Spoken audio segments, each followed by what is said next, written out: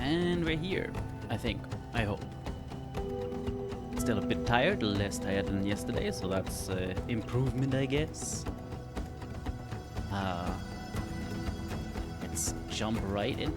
Interesting thing, during like this 1 week, the game has gotten 7. The game has gotten 7 tiny bug fixes and stuff, which is, well, encouraging and a little scary.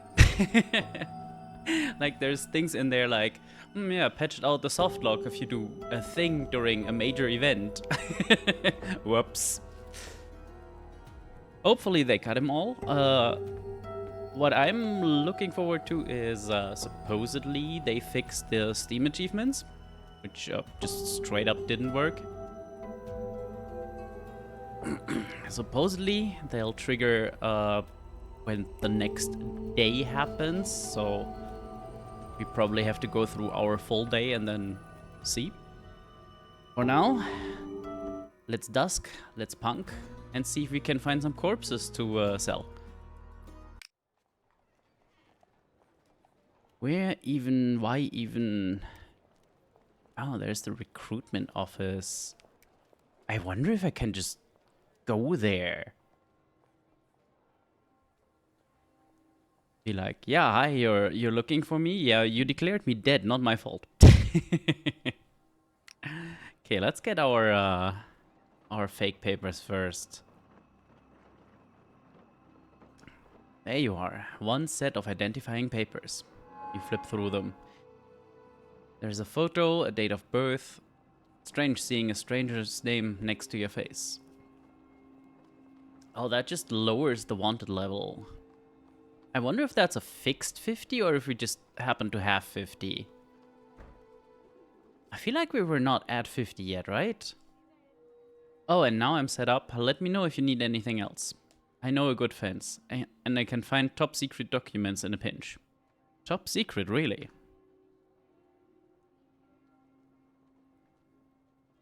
Well, medium secret. Oh! Okay, that triggered all the achievements. Or at least a bunch. I think we should eat while we have the money.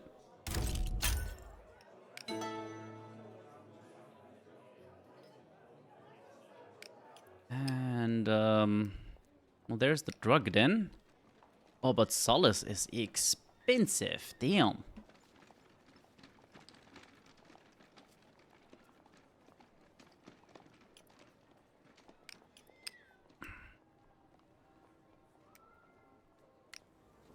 Let's see if we just, Work a day on the line. Oh, prepare, I guess, and then work.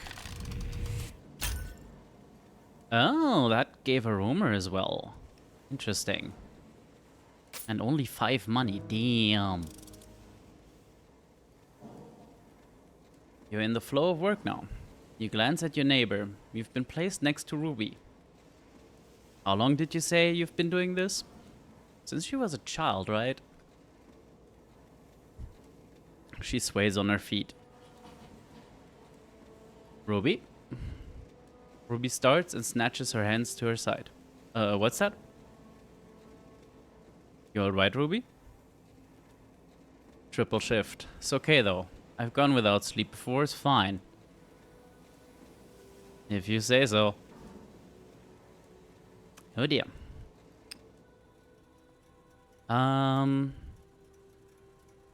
Nothing we can do here, right? Yeah, no.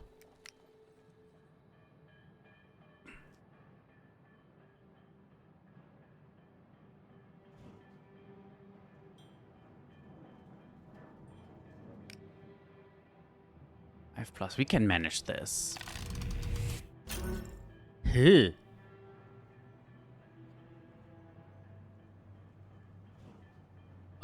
Do we take the extra stress? Hi, Anna. Yes, welcome to the new British internet experience. If it gets too bad, I can take all the warning labels off, and I think that should stop that.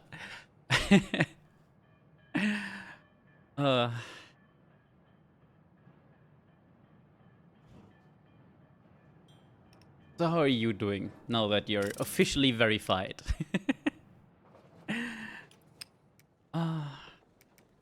Okay, I think I'm gonna try and right, I need scrap as well. This action does not advance time. That's good. Can I just buy 3 scrap?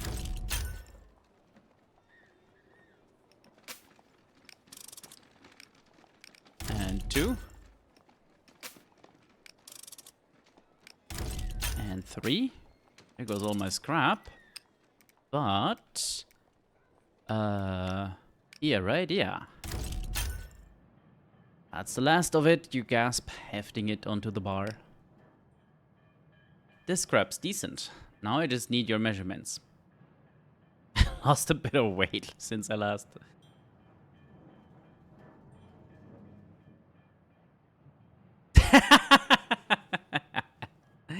Well, judging by her arm, it's already pretty smashed. But really? You have to re-verify every time you open the stream, basically? That is stupid! She whips out a tailor's tape and measures the stump of your ankle and your lower leg. Alright, I can have it finished in a few days. Thank you again. Don't thank me, thank the watcher. I am very grateful for him. To him? Keep your wits about you. You owe him now, and he's a man of faith. Is that a bad thing? She glowers. Depends what you believe, doesn't it? Just about done. Your new foot will be ready in a few days.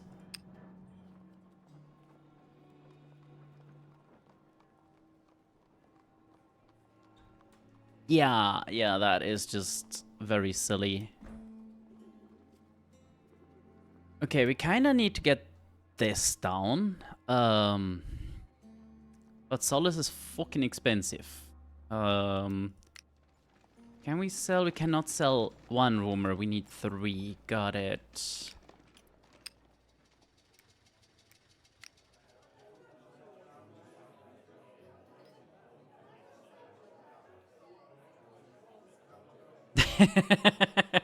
Understood. Yeah, that's just not great. I guess I can work another shift here? Maybe? This is not great. This is still barely better than a 50-50.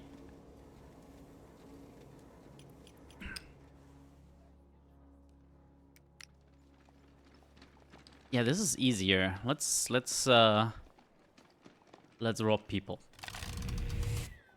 Ugh! No, thank you.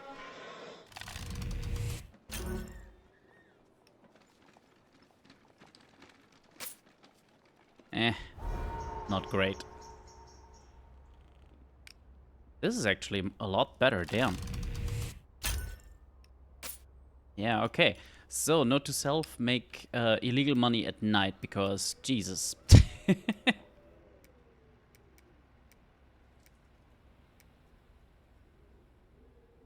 What does that symbol mean?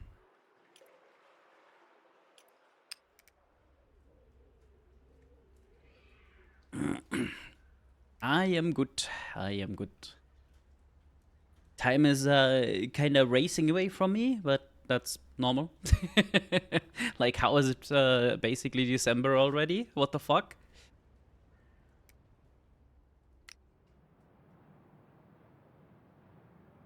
I could try and steal some tools.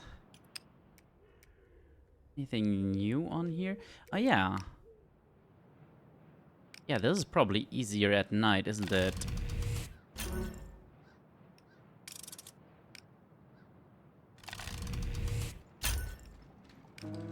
And I got a roamer, nice. Okay, let's just fill this up. Nice. You are exhausted. Sleep to recover actions. You return to the flood tunnel. Dolores and her fellow draft daughters are already there. Right, what do we have? Each of you offers what you've learned about the office. Someone lays down a floor plan. Dolores places stones and growths on it as markers. So unprepared for Christmas. Yeah, same. So a soldier could get in via the roof and drop this onto this balcony. And the files must be here, somewhere, she points. Alright, we need a volunteer. Do we feel like doing it? We are pretty good at sneaking and stuff. Let's try it.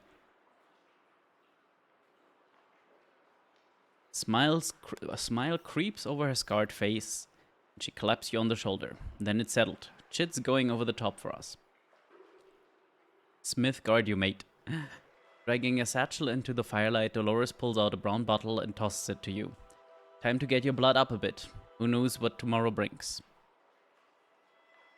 It's beer. Fruity, but not unpleasant. She tosses one to each member of the crew. Old Fizzian drink. It's the last of my stash. Make the most of it. Her men cheer and crack them open. To a brave comrade, we wish him all the luck he never had. Hear, hear. Let's have a song. Oh dear.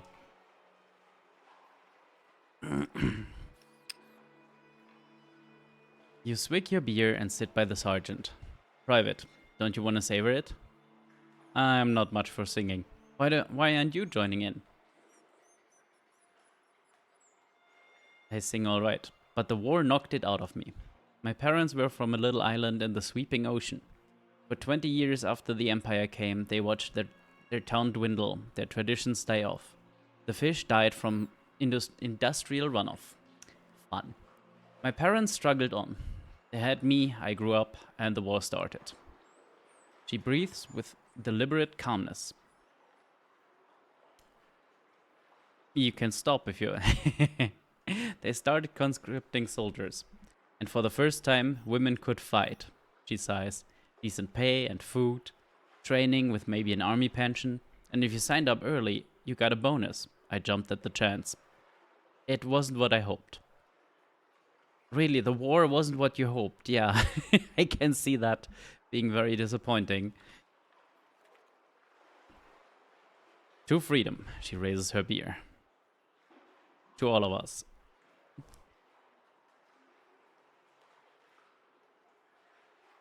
We have a plan, we have an operative. Everyone except Chit must be back here, ready to burn the lists. We don't want to grab them and miss our chance. Dismissed. So, can I like break in now? No, because I need to actually have actions first. Now I'm wondering if sleeping in the sewers gets my wanted level up more because of that symbol. Or Because they know I'm at the sanctuary, right?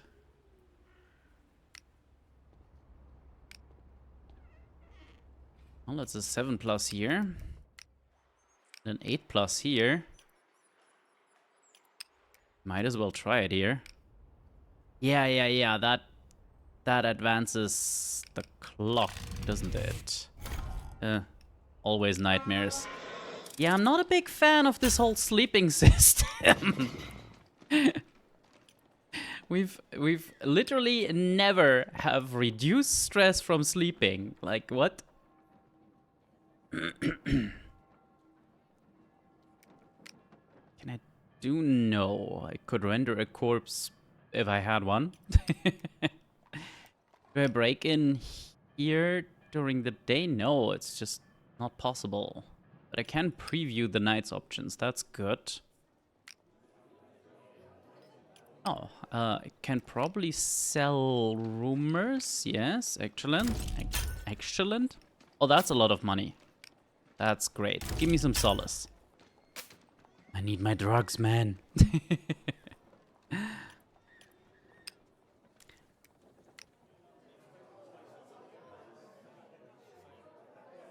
Let's try and engage in political debate. Yeah, get the revolutionaries a bit on our side.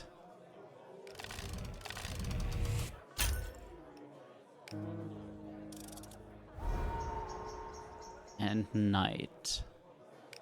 I'm not sure if I want to try the whole break-in now with that much stress. Probably not clever. So we sleep first, we try it next day.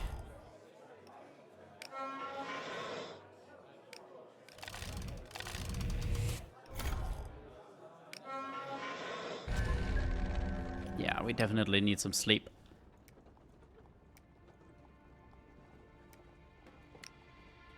Okay, some drugs. Get rid of all that stress. Every time. Every time. Absolutely fucking pointless. Yeah, we can't sleep in the sanctuary anymore. Okay, time to make some money. Anything we got here? No. Can try this. Oh, actually, the begging is. Does that give me a decent amount of money? Gives me some money. Oh, but it increases the beggar's attention. Right. As you're begging, a figure lopes towards you down the street. Clear off. This was my patch first. I've been here for days. This is always my patch. Been that way for a month. Just got 6 all. The beggar launches himself at you, pushing you back. Clear off. So rude. You stumble back and try to grasp the wall behind you, but there's just empty air and you fall to the floor. You realize you've fallen into a narrow alleyway. You take a deep breath of the stifling air. Further down the alley, you hear a whispering. You creep down the alley and spot a crouched figure. Come on, Fred. Just another few days. They jump and stare at you. Who's there? A friend. They sigh with relief. Good to see you. You caught me fussing? Fussing with Fred here. They gesture to the floor of the alley. You step deeper into the alley. Frey's animals scatter and regroup. The pigeon on their shoulder flutters her wings. The mouse scurries behind Frey's legs. On the floor of the alleyway is another pigeon, very drowsy. Its head lolls to the side, its wings beat feebly against the ground.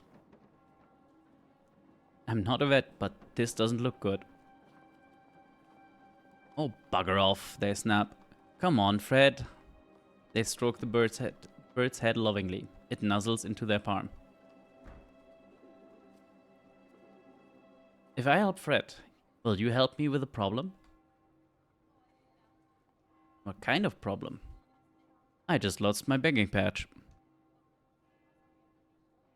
Someone pushed me off it. Oh, that's Lark. He's a bit of a prick, yeah. Alright, I ask around and Fred here wants a blanket and some seeds. And some fresh water, not the muck from the river. I know where to get it all. But it costs groats I don't have. I don't have. I'll get you the groats. That's a big promise. We have barely any ourselves. Alright, you get Fred the groats he needs, and I'll get your patch back. Okay,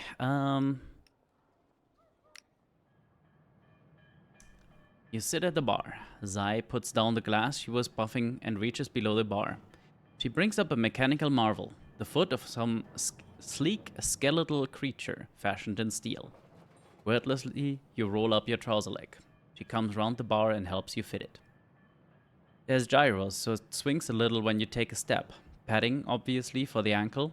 You won't be running any marathons, but you'll be able to walk on it. Maybe jog. Thank you. She nods. Just remember I did you a favor. When you're almost out the door, she calls out. You know what? Come get a drink here sometime. We could use the extra coin. Yeah, so could I. So could I.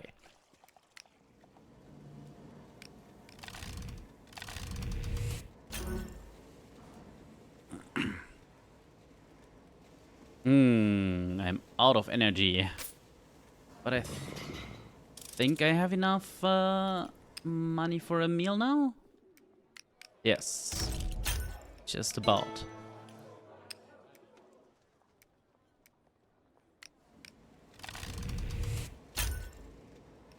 Okay. That worked decently, and the discontent is now full. Excellent. An hour before shift ends, Ruby is swaying on her feet again. You nudge her awake.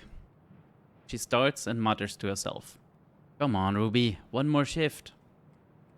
Ruby, take a break, please. He swats you away. Take a break, take a hike, she murmurs. You sigh and turn back to your work. Somebody jostles your arm. Snatch it away from the machine. You snatch your hands back and regain your balance. Ruby bumps into another worker. There's a spray of blood and a scream. He staggers back, clutching his hand. Whoops! The line stops. You hear footsteps running.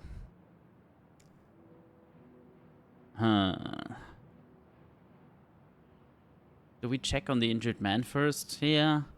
Don't know if there's much we can do, but...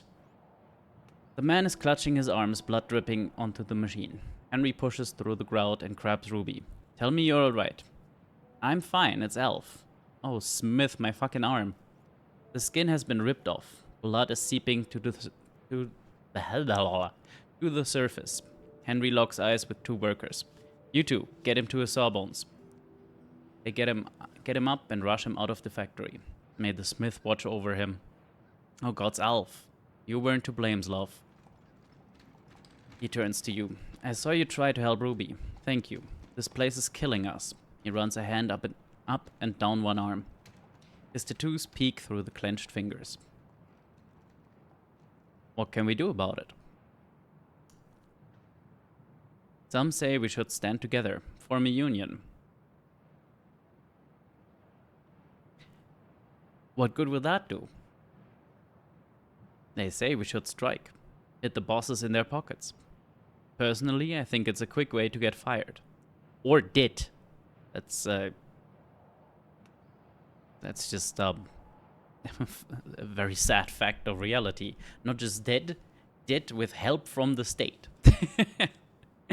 People tend to forget that, like, at the beginning of the 20th century, unionizing and striking and stuff, yeah, you might straight up get beat up and or shot by the police.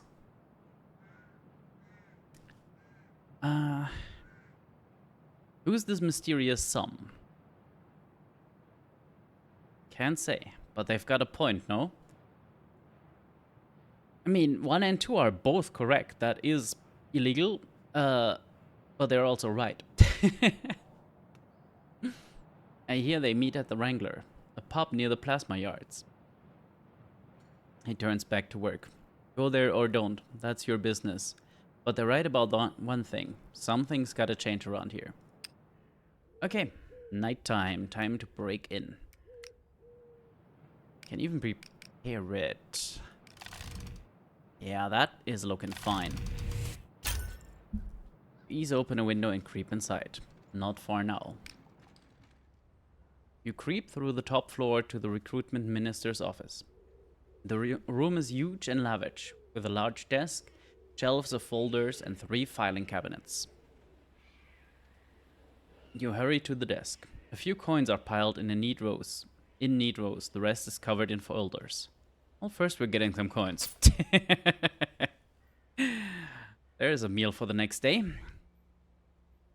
Rifle through the filing cabinets. Easing open a drawer after drawer. Finally, you find a fat folder labeled draft lists. You heave it out and pack it into your satchel. You flip through the folders, grabbing any files that look relevant. Ooh, several rumors. Nice. Touching your files, you dash back the way you came, emerging from the window and springing out onto the rooftops. You find a nearby drain pipe and grip it with your arms and thighs. You slide down. The drain pipe creaks, but it holds. Dropping down to street level, you blend into the crowd. Well, back we go. Slipping from shadow to shadow, weaving through the crowd, you head back to Witch's Crossing. Do you have them? Yes. Were you followed? No. In and out, like clockwork. You flip open the satchel and dump the papers onto the tunnel floor. Dolores picks through the sheets. We've got the draft lists. And these other documents, reports on army transports, armories. There's a lot here. This is big. With this... Well done, Private. You've done better than any of us could have hoped. With this, we could stop the draft. Maybe even stop the war. You gather the draft lists and toss them in the fire barrel. They go up like tinder. Ooh, right. We get a growth point. Excellent. So, I'm thinking of upping Endure purely because sleep is Endure. And maybe getting some stress relief from sleep might help big time. Then again, ooh, there's the night instincts. Yeah, no, we gotta grab the failure previews is also good. Yeah, damn. Yeah, I think we're taking that. Completely derailed. Workers gathering. Still have 2 actions.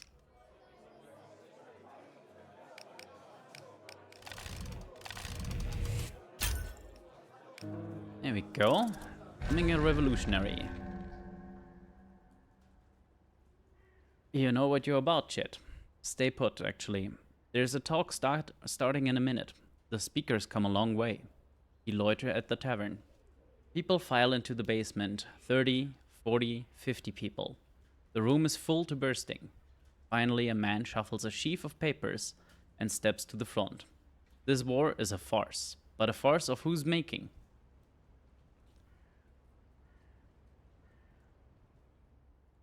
This is a war between profiteers, between the industrialists of Arias and our own. The masses are told they must defend their homeland. But I've been to Arias, and they are told the same lies here.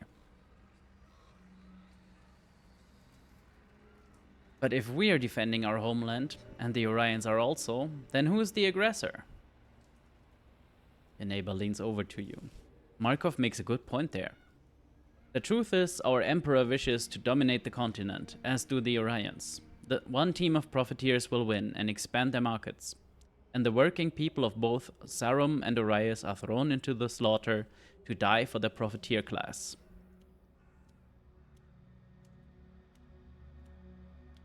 This war is horrific. I've seen it. It has to be stopped. The man in front of you glances back in irritation. I sympathize, soldier.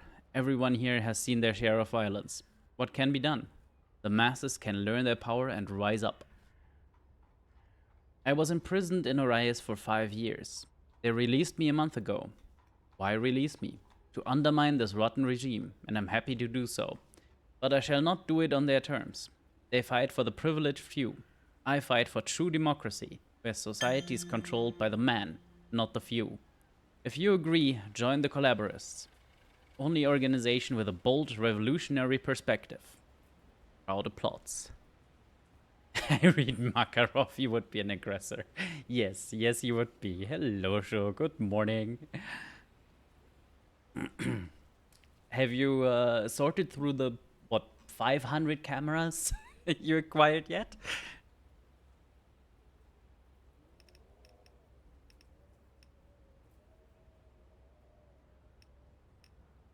What was that about democracy? You ask your neighbor. Workers' councils, that's what he calls them. Less bullshit, more accountability. Nope, still going. Yeah, I believe that, considering just how much stuff there is in the photos. Insane. You glance up to see Markov heading towards you. Welcome, our newest guest. Can I interest you in a camera by chance?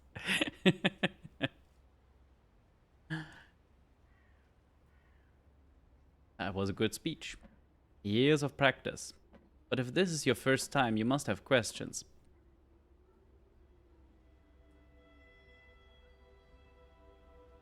You think the Orions will become our brothers in arms?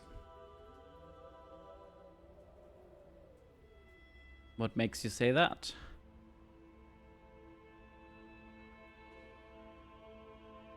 Even if we rebel against our rulers, what's to say they will too? Our task is to fight our own ruling class. There are revolutionaries in Arrayas too. Some are part of our group. We must all do our part if we hope to change the world for the better. Orion siding with Cerumians will be anything but simple. But we both have the same interests, the same enemies. Time will reveal this. I have to see something, friend. But what do you make of us? Yeah, let's be revolutionary, why not? Right after we're going to a union meeting as well. Find us at the Firebrand Club, across the river. Well, that's gonna be expensive. We'll make a comrade of you yet. Cool. First, I gotta sell some of these. Oh no, the price of solace goes up as well. Oh, that is evil.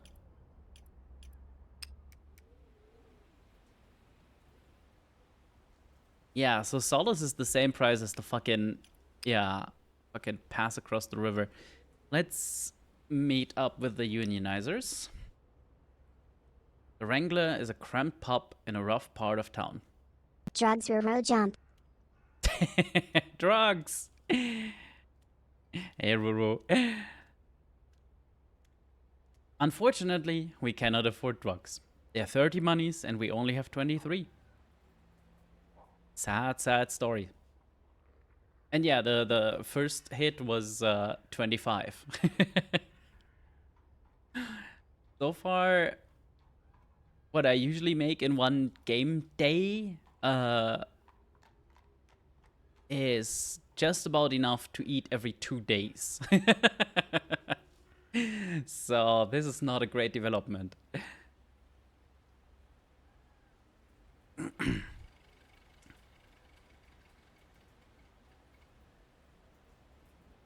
Ask the barman what's happening. Why is there shooting in your fucking bar? They don't make trouble, I don't ask questions. And if you don't know, maybe you shouldn't ask. Do coke, you earn more money. What an excellent idea. Unfortunately, I have not found coke yet. The drugs we can buy is, I guess, some opiate, heroin, something. Basically, Coca-Cola, yes. Basically something to help the PTSD'd out soldier that we are sleep at night. Or, well, get any rest, let's call it that. Sleeping is still not great. You climb the creaking stairs. At the top is a door, you push it open. The noise hits you. Cheers, singing, celebration. In the center of the room is a young woman holding her ears. The crowd are hugging her, cheering. Off to one side stand Henry and Nazrin, a revolver hanging from the woman's hand. Shit, you came. What is all this? Celebration. Evie just joined, paid up and sworn in. You don't seem thrilled. He sighs. This is Nazrin's thing, really. Me, never mind.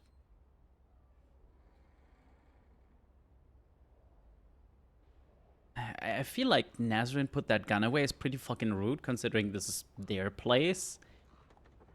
But then, so is number 3. You're celebrating? A man was hurt today. We have to keep our spirits up somehow. We all mourn Elf. He was a good man, but best we can do is honor him. Best we can honor him is to organize. Shit, you here to join? We need buddies. Is there a catch? Yes, it's dangerous, illegal, and money. Yeah, lovely. We all pay dues. Pool the money. That way, when we strike, we can pay everyone out enough to survive. And if you work during strike, he half draws the revolver from her pocket. I'm not happy. How is Elf? He didn't make it. Jesus Christ. I mean, nobody forced her to work 3 or 4 shifts back to back, and why is my upload so shit?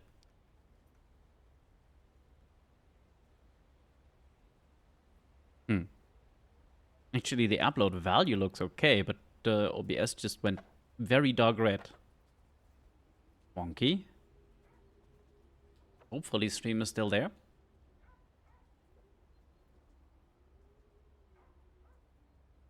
Woohoo, free cookie.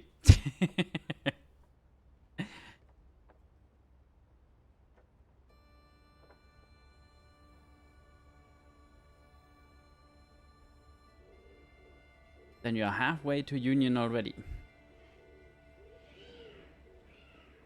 Is this dangerous? Yes, very. It's illegal. The blue coats hate unions and strikes get violent more often than not. So she's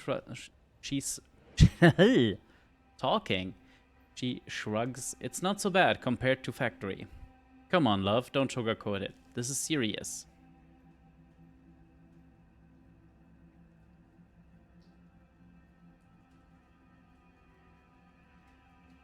Let's try and join. 10 groats per month. Oof. I don't have that much on me. Lies. That's alright, you can pay some other time. But do not wait too long. We all must stand together. Henry smiles apologetically. You head back downstairs and into the street. Okay. What the... Yeah, I don't have any goals right now, do I? That's a problem.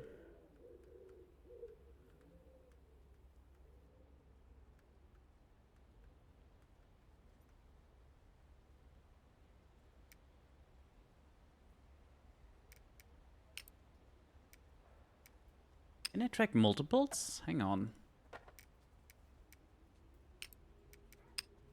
No, always just one. Okay.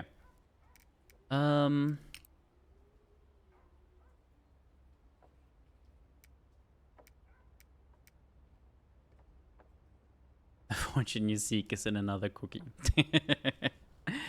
Well, they do cost channel points.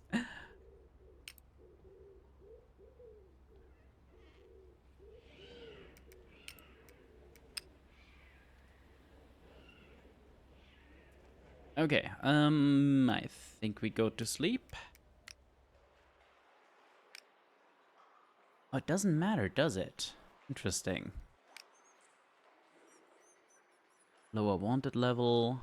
Buy new papers again. This also should lower the wanted level, yes?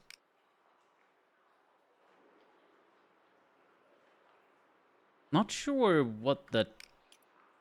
I mean, outside of it being sewers.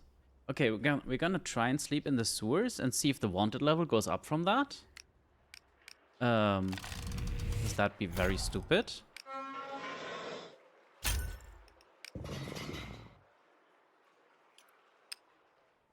The recruiters expect you to turn yourself in and go back to the war.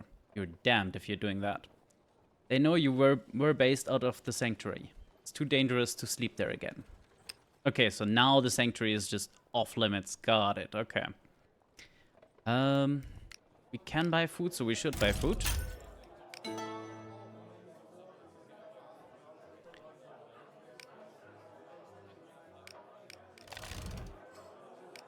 This might be one of the better ways to get some rumors and get some money.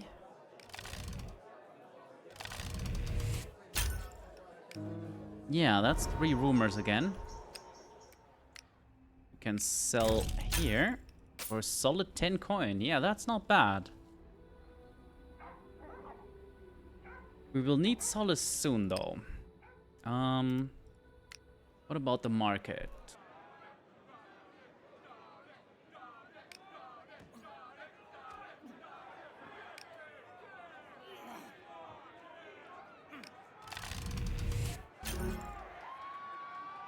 Convinced.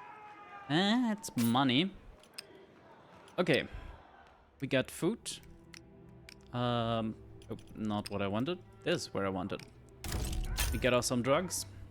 The dealer hands you a full syringe. You know how to use this? She grins. Somebody is hungry for fortune cookies.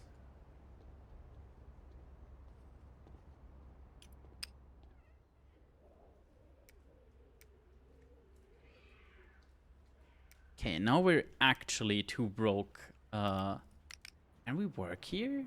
Oh, not at night, right.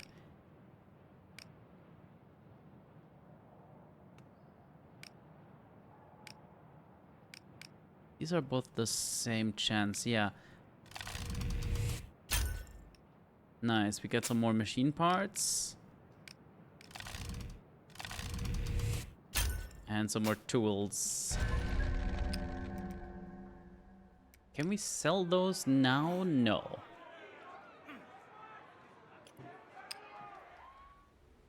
Well, back to the sewers.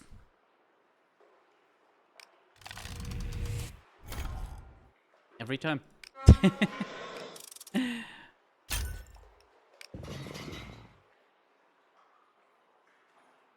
I won't pay them.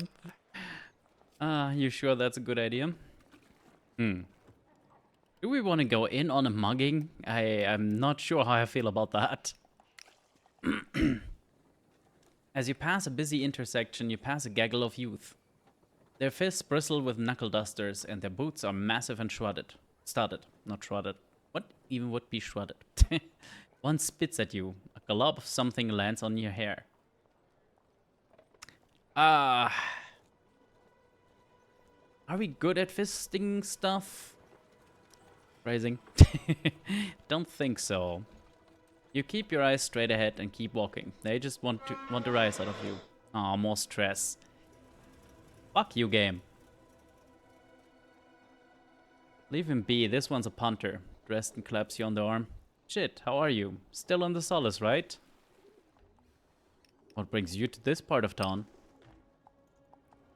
Checking up on these louts? These are our hunting grounds. Or where we go when we're bored. What are they doing here? Looking for marks. None of these lads work for a living. They wait for a likely sword to walk by, take his pay, and drink it away from him. For him. Dealing solace is not lucrative enough? Ha! I do just fine. But louts like these, they've gotta earn their crust. Or steal it. Speaking of. He steps into the street, beckoning the youths over. This one, lads. The victim is finely dressed in a checked jacket and blue cravat.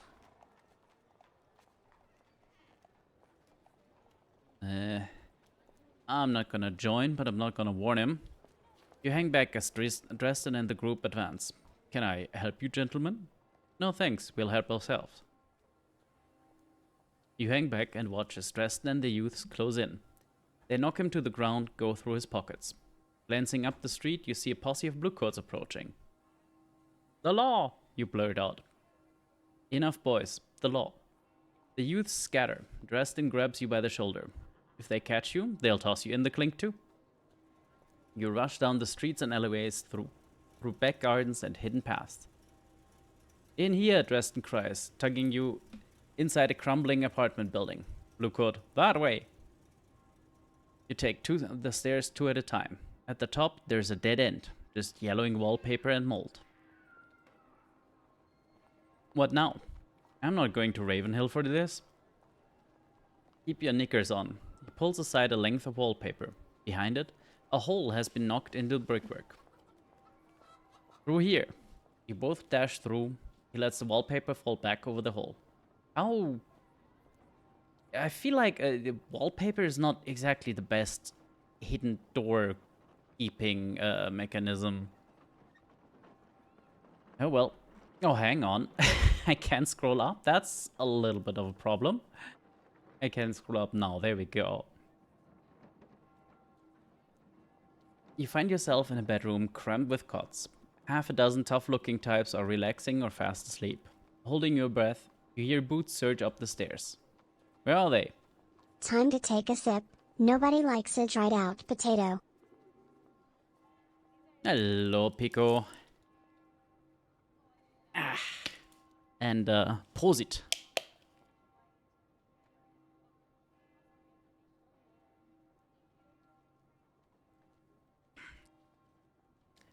Thomas, you toffer. They must have gunned down Hazel Row.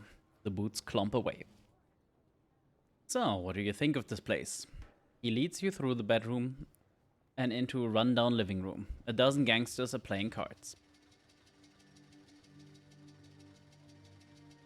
What is this place? Hideout? Aye, the owner got himself killed in the war. The bluecoats haven't found it yet. So we knocked a hole to the next building over. I'll never turn down an escape route, and the watch are thick as 2 bricks. Dresden opens the apartment door and steps onto the landing. You follow him down the stairs and back to the street. One more thing. Nice work. You keeping lookout kept my lads out of the clink. I could use someone like you. Huh. How criminal do we want to go? Why not? Sounds good. Come to the drug den, we'll talk it over. Dresden slouches away. You realize Dresden is dangerous, but cunning. A bad man to have as an enemy, but a powerful ally. Okay,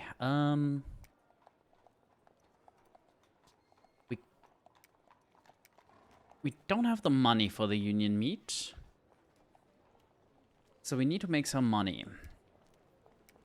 Might as well ask to join the gang.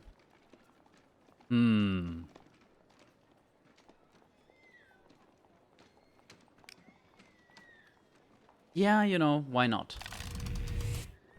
That is why not. God damn it.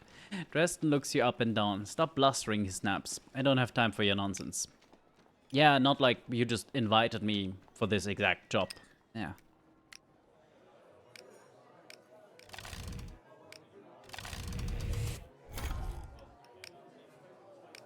I really, really, really dislike the stress system. Really dislike it. Taking down, well, removing dice sides as stress increases means once you hit this, stress increases utterly unavoidable. Not a great system.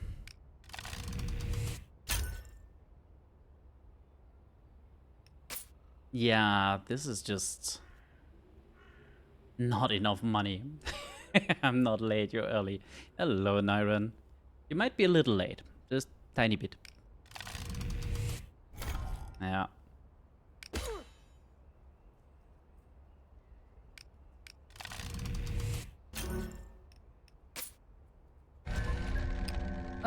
Time to sleep in the sewers and get like 10 more stress, because sleeping is apparently not helpful. Yeah. Well, at least the one more stress doesn't make any fucking difference. And we do have enough money for breakfast. That's something. So apparently it is possible to lose stress by sleeping. But, you know, get fucked.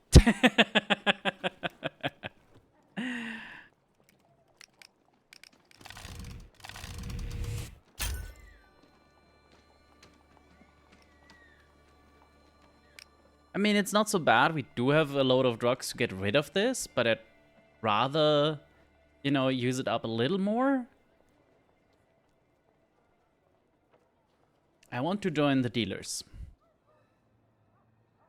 I'm listening. Why?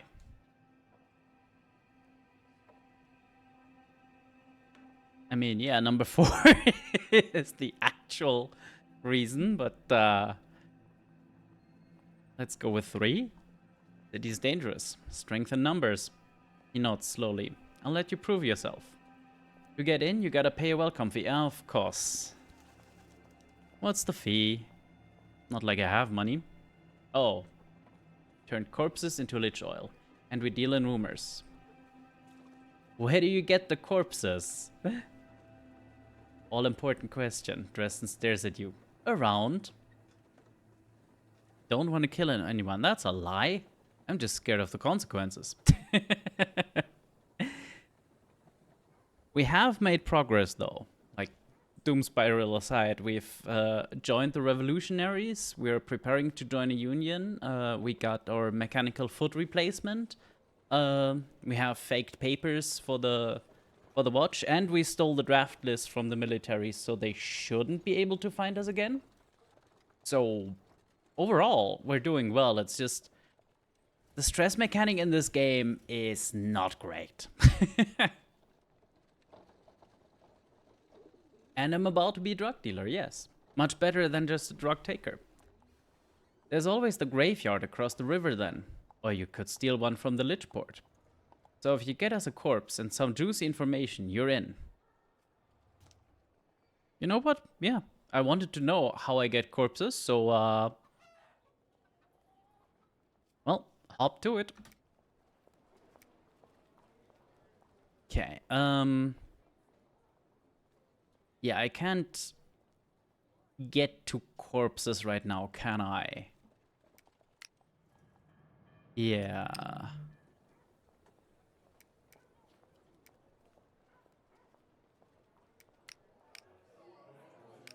Let's try one load of rumors. Nope.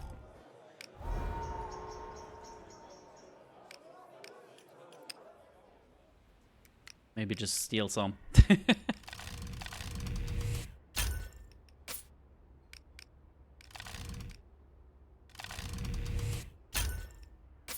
Nope. Stole enough to to get money tomorrow. I would argue there are pre-corpses all around you. Yeah, right? Yeah, so next night we take the solace. Actually, we can take it now, can't we? Ah! Self-finery. Interesting.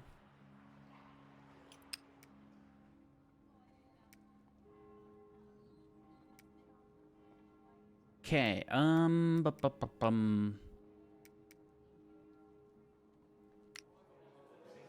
try the rumor thing again. Better than nothing.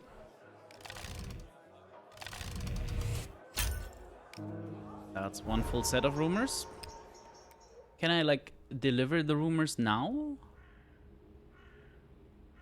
Join the gang.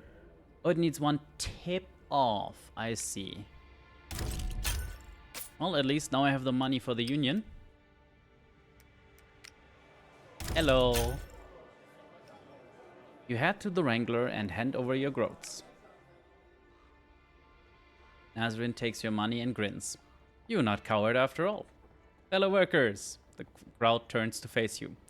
Today we have more good news. We have a new member who wants to join. Last minute convert too. This here's Chit. Joined the factory just a few days ago. Chit, please tell us why you joined. Yes, usually somebody that just joined the factory like 3 days ago joining your union is cause for concern. A newest scrub. It could be much worse. I present to you the oh, what's the word? Like a spy for management. Our only chance is to stand together, and I'm definitely not a revolutionary as well who wants to throw over all of society. Yeah, mole, informant, something like that. The bosses don't respect us. We've got to make them take us seriously. Damn right. Nazrin draws the revolver and loads a bullet. Chit, will you keep our secrets on pain of exile and stand with your brothers and sisters against the bosses?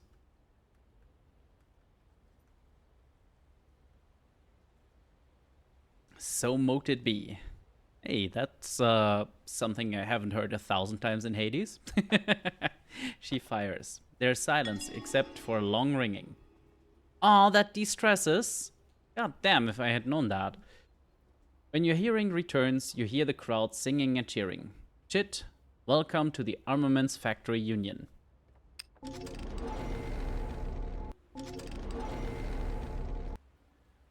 Do I have 2 grow points now? Yes. You know, I might put both in enduring. And see if that doesn't get my sleep better. As much sense as that makes.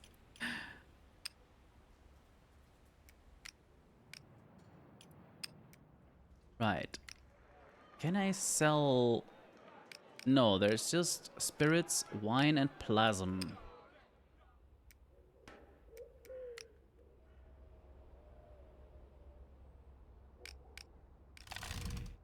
Let's pick some more pockets.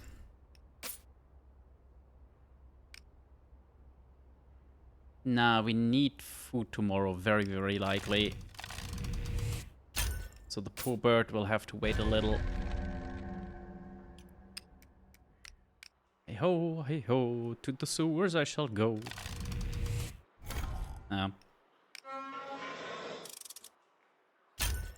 Is sleep even endurance?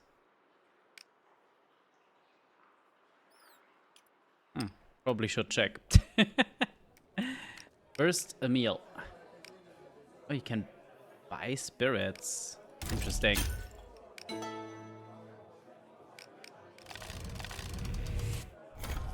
Jesus. I wonder if I'm better off getting mixed results here? Probably.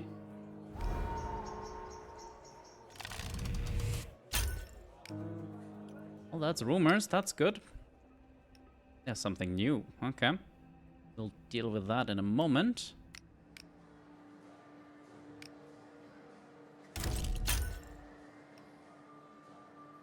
Yeah, that's what I figured. Oh, you need to drink your way into becoming a regular to gain tip-offs.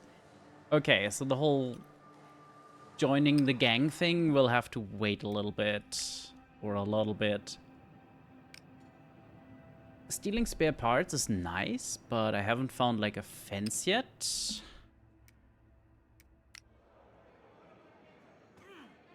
We could enter a prize fight, but we have like, yeah, we have 2.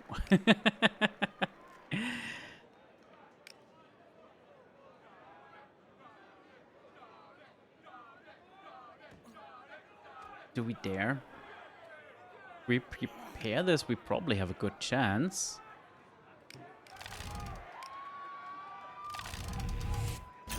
Ooh.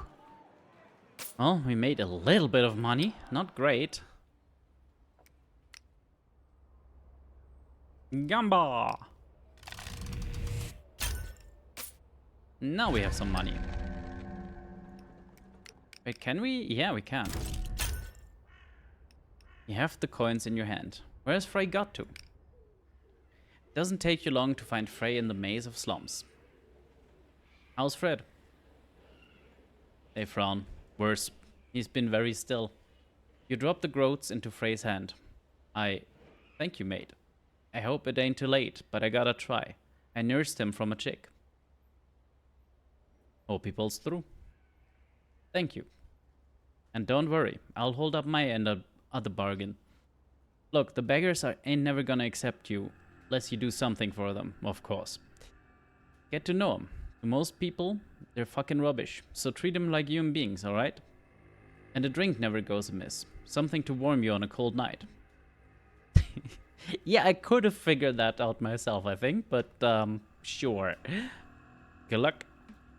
And hey, if they give you trouble, I'll have your back. Might take me a few days though, on account of they not packed the way they came. Right, of course. They're not. Alright, mate. Scavenger keep you. Right, let's check in the drug den. Passing the drug den, you do a double take. Mark off. You won't sell to me? Not on your life. If the Orions see me serving you, they won't send me another drop. Get out of here. Now let's study Markov. You study Markov. His face is lined with worry and something else. There's no sign of the unstoppable firebrand. Markov looks up and starts. Shit, how unexpected. Is this where the collaborators' money goes? Your drugs? What are you doing in this neighborhood? Don't preach in bloodstained vestments, as the saying goes.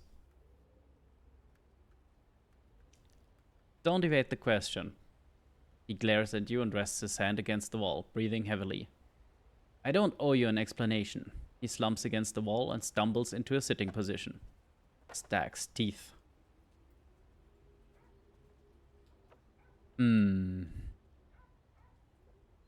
Let's go with 2. You're an addict, like it or not. Gasping, he runs his hand through his hair. If only I could think. Rest a little. Shit, help me back to the tavern. Sure. You heave his arm onto your shoulder and head to the tavern. Your muscles strain. This is using valuable energy. Oh dear. Heave him all the way back. Yep. Panting, you practically drag Markov through the tavern doorway. He slumps into an armchair. Thank you, Chit. His breathing calms. Like it or not, my body needs solace. I hate its weakness, but there it is. I'm no use to the movement in such a state. You're better off You're better off getting off it, go cold turkey. Yeah, that seems like a valuable idea. In my condition, I could die. And I do not have time for sickness. Revolution's in the air. He tucks a pouch from his jacket. This will cover it, plus somewhat extra for your trouble. 70? I'll think about it, but I'm keeping the money.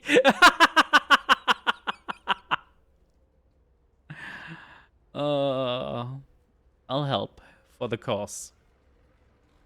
Thank you, Chet. Help me, help us all. Once you have it, find me in the tavern. Help me, help us all. Okay, back to the drug den.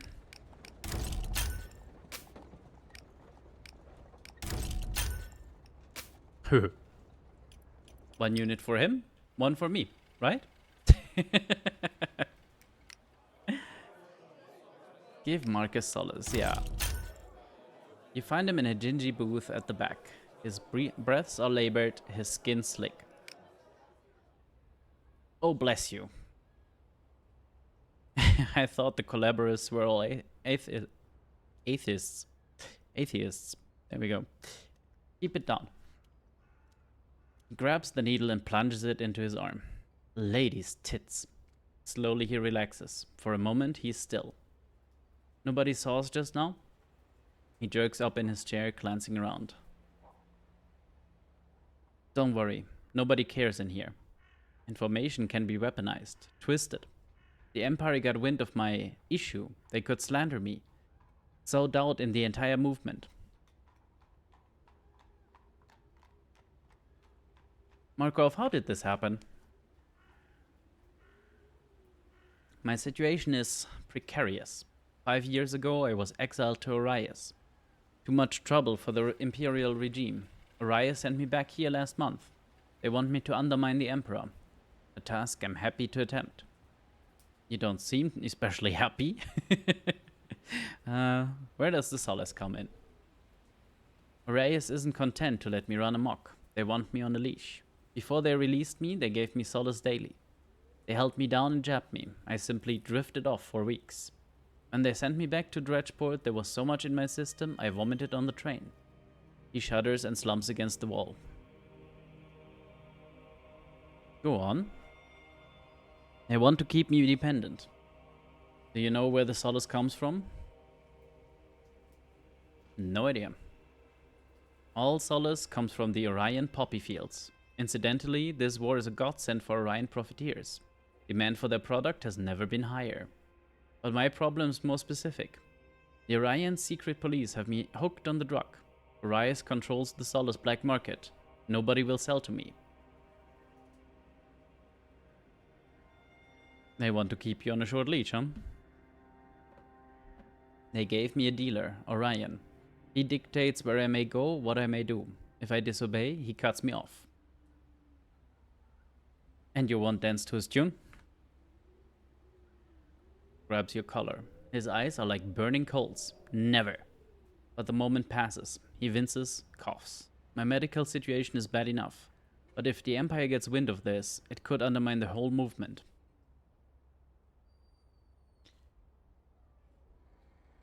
Better keep quiet about it, I think. My thoughts exactly. This is a sideshow anyway. The real decider will be the mood of the masses. He rubs his arm and stands. You have my thanks, friend. I'm ready to get back in the fight. Come find us at Firebrand in the docks. We'll make a revolutionary out of you yet. Okay, right, we need to sleep once again. Yeah, no, sleep is really... There is no skill to it. Nothing you can do to improve. It's just where you sleep that determines. So really one of our major goals should be get an actual bed. Feel like that could be important, you know? Doesn't help that we've never rolled above a 4. Jesus Christ. Right, the usual please.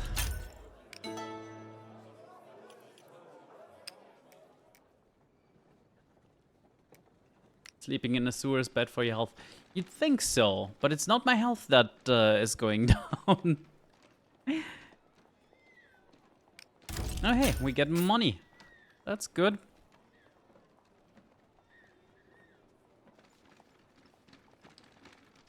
Mental health. Yeah, fair enough. Fair enough. We do some factory work? Sure. Yeah, that was solid. Some more grumbling, please.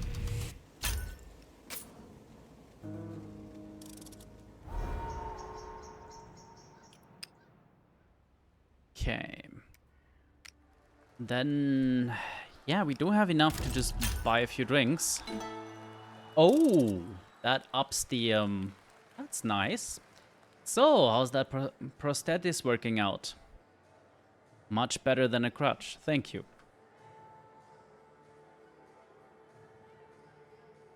Gonna be so good when the Union wins, then the army comes to shoot you all. Not the army, it's gonna be the police, but that's why I'm, you know, also engaging with the revolutionaries. You gotta hit them on both fronts at once. She reaches out with her metal arm and almost touches your hand. We've got to stick together. She gathers some glasses from the bar and rinses them in the sink on the back wall. How long have you owned the bar? Does this place get busy at night? I mean, you should be able to tell that. Have you lived in Dredgeport long? Born and bred, she calls over her shoulder. My old man came here 40 years ago, looking for work. He was an engineer. Where was he originally from? Oh, some tiny place up north. Elmsfoot. I've only been once. And? I see why he left. I think about him sometimes. Coming to the big city to find his fortune. He's been gone almost 2 years now. Zai finishes with the sink and gets out a towel. She dries her mechanical arm, then the glasses. What's he up to now? I would have figured dead. Okay, the war basically dead. Madness, if you ask me. I've seen it, you're right. She locks eyes with you and nods. She rakes her mane of hair back from her forehead. Alright, enough chit-chat. I've got things to do. So, I had thought of just buying 3 drinks in a row.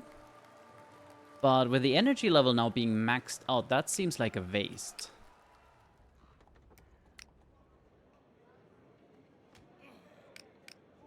Try and bet on one of these? Yeah. Nah. We made our money back and a little gain. Not great though.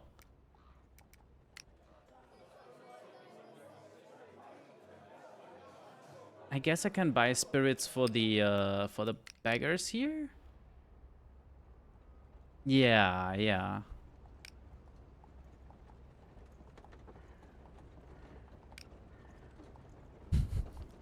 I have only 1 in sway, that's just terrible. Let's try and make more money rather. And then gain more stress, I mean, sleep.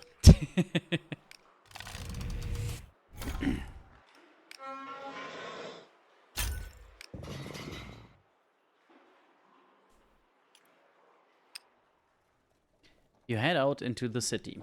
The last weeks have been intense.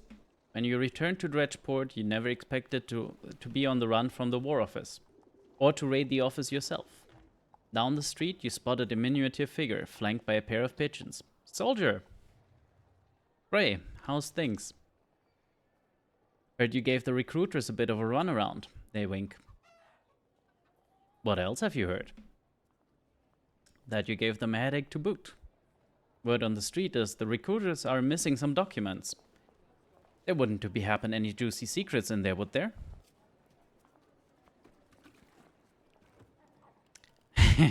No, but I can tell you how to get into the War Office from the roof. Their eyes widen with anticipation. Don't play coy now. You describe the route to the War Office rooftop, the balcony entrance, the guard routes. You and the other draft dodgers memorized. Ray whistles. You lot did your homework on this one. Well, one secret for another. They lean in and whisper the latest word on the street. You're not sure who half the people mentioned are, but it's all useful to somebody. See you, soldier. Scavenger guide you.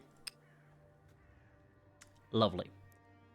So I kinda wanna make it across one of these. Oh yeah, report to Dolores. As you pass near Witch's Crossing, you spot a figure in uniform, one of the draft dodgers. They nod to you and mouth the word, meeting. You wend your way through flood tunnels to the usual spot. Dolores stands with her back to you, silhouetted by the fire. A crowd of deserters shuffle and cough in front of her. In the arch of her back, the stillness of her hand, you suddenly see the soldier she was forged into. Her body is a coiled spring, all tension, no energy wasted. Private Chit, ready for the next mission? Sure. She nods, with the ghost of a smile. Dolores claps her hand. It echoes. So, those documents we stole. The ones we found alongside the draft list? Exactly. I've been studying them. What are they? Supply lists, logistics, troop rosters. These documents tell the recruitment office how to send people to war. Then they can also tell us how to stop sending people to war. Exactly. She pulls out a Dredgeport map and lays it on the flagstones. It's peppered with red crosses. I've marked key points across the city. Each of us will sabotage one or more. For a few moments, she points out everyone's assignment. Private Chit, your targets are army docks and city arsenal across the river. How do I get across? You'll need a West Pass. You can buy them at bridge checkpoints. They're not cheap, but that's the cost of freedom. Why these targets? Everyone's targets are critical to the war machine. She turns to you. The arsenal is where new recruits get their weapons. The docks are where they get on the ship that takes them to the front. What do I need to do exactly? If your target is a ship, scuttle it. If it's a depot, steal as much as you can. Otherwise, blow it up. We need as much chaos as possible. If they're spread too thin, cleaning up our messes, they'll be off balance. This is gonna be difficult. We all have military training. Use it for good.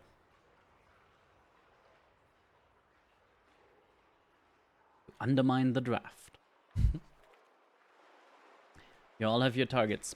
Dismissed. Good thing we already wanted to buy a West Pass. For now though, we need to get some more monies.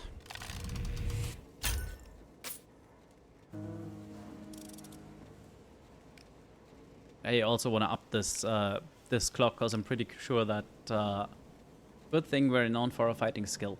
Yes, we totally are. Actually, skirmish 2 is not that terrible. It could be much worse. Like overall, this is pretty good. What's shit is our sway and engineer.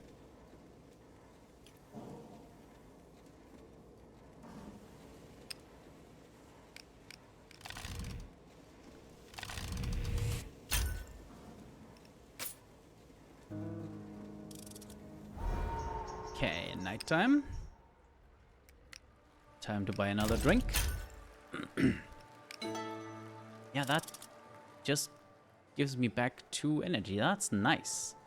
It's not as good for energy as the regular tavern food, but it's pretty good.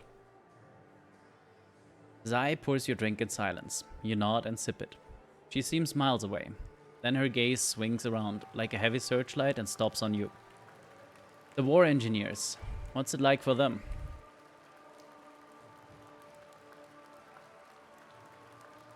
Like your old man?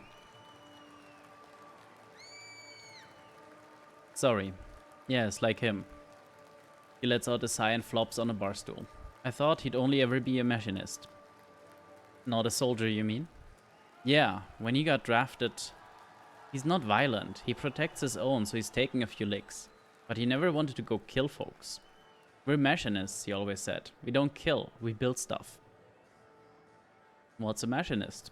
Oh, we're all machinists here. Engineers, tinkerers. She smiles and taps her metal arm. You mean like a club?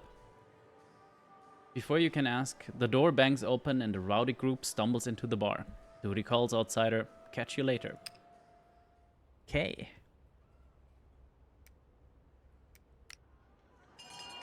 These are indeed all the same options.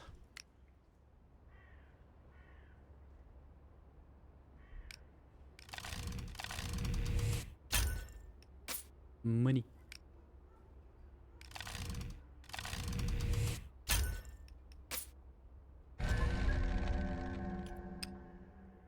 Okay, time to sleep again. Yay! And that just hits our stress as well, which is annoying. Okay, yeah, we still have enough to buy a West Pass. Which opens up a whole new area.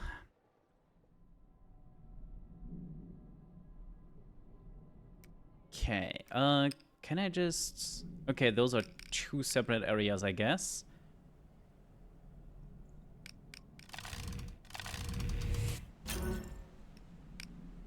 Yeah, fine.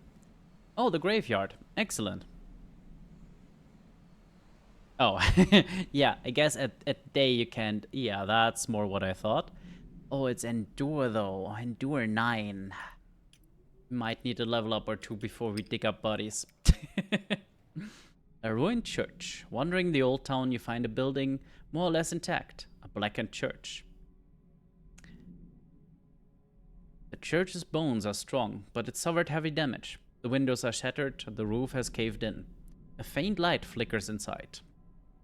What did this place used to be, you wonder? You search for a sign or marking. Above the door, in lettering so burned you can barely make it out, are the words, All God's Church. You walk the perimeter for a moment, wondering how best to enter. Inspect the windows. The windows are shattered, but some are more damaged than others. Looking closely, you realize one window close to the ground has had all the glass shards carefully removed. You could climb in there safely. Try the main doors. No, I don't think that will work. You hop through the window frame. Without the glass, it feels much more like a doorway. Standing in the church, you see one window has not been shattered. The inside of the church is strewn with bits of rubbish and stone. The area near the window is relatively clean, however. The wind moans through the brickwork. Examine the other shattered... No, inspect the intact window. You step toward the window. It's a depiction of the scavenger, you realize. Looks more regal than you remember. The figure is more regal than you've ever seen it. Its breast almost resembles a jerkin, as it stands like a gentleman robed in dark grey. A few trinkets have been gathered at the foot of the window on the ledge. A small candle flickers in the breeze. I feel like blowing out the candle is just mean. You bend to examine the trinkets. Marbles, pieces of wire, bottle caps, smooth stone. A few bits of grain and a tiny cup of some liquid. Offerings to the scavenger. Sure, let's pray, why not? You consider making an offering. Few groats, nothing. Yeah. How about some spare parts? Those are glittering, surely, maybe, possibly. Yeah, we kinda need money for food. You have nothing to offer for the scavenger, or nothing to spare. You bow your head and think of the past few weeks, scraping by whatever you can to survive. If anyone's listening, I could use some help. In the rafters, you hear the beating of wings, then nothing. Feeling foolish, you sigh and shake your head. You hop back out the window and trudge back to the ruins. Fun. There is an event at the factory, okay. But God might provide. Yeah. Passing the factory, you find the machines stopped. Shit, what's going on? No idea. I also got news. For Yuri's only. He gets closer and murmurs, keep this under your hat, but we've put together a strike committee. But we agreed we weren't ready. They can't have already started the strike. A worker waves from the factory doors. Come quick, bossman. You hurry into the hall. The machines are silent. At the center of the hall stands a man in expensive clothing, with the workers gathered around him. Now listen up. This factory has a union problem. Unions are bad for business, but more than that, they drive us against each other. We're all the children of the father and the lady. We all want this company to succeed. We're all good children, but some of us make a lot more money than others. If you care so much, improve safety standards. Let's go with the first one, I like that. We're all God's children, some of us make a lot more money than others. That's between us and our gods. But I was taught they reward ambition, he smirks. Now, this union can't go on. This year alone, it caused 2 strikes. That caused a significant drop in revenue. Moreover, we have evidence the union is forming a new strike committee to organize a further strike. That just won't do. So here's the deal. Disband the union or we'll have no choice to drop your wages. Make up for the loss of revenue. What? That's blackmail. No, that's nonsense. We're dropping wages by a groat. If I hear much more of this, I'll be forced to drop it by 2. That will kill us. Love, please don't. I cannot be silent. Well, Nazrin, will you shut it? The factory goes silent. You're toying with all our livelihoods. Who gave you the right? The union is the reason you're in this mess, woman. No, your greed is the reason this mess is happening. Anywho, I have made my proposal. Think it over.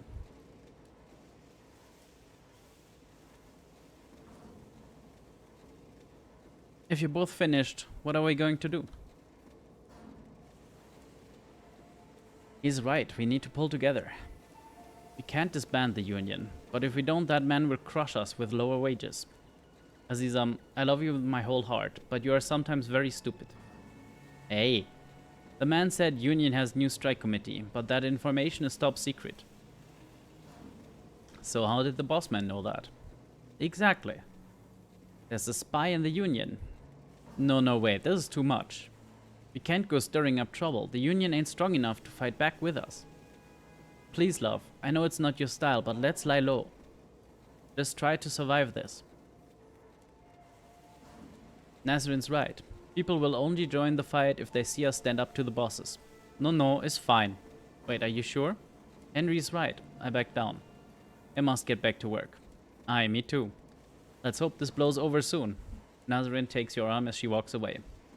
You and I think the same on this. Shit, you must find Spy. What happened to lying low? That was a ruse. Hi, Lilo. You stick neck out. Why do I have to stick my neck out? Strategic decision. Everyone knows me. I'm a big loud agitator. Nobody tells me anything, mouth shut tight. You're new. Maybe they tell you something. You keep your eyes and ears open. Will you help me find Spy? Of course.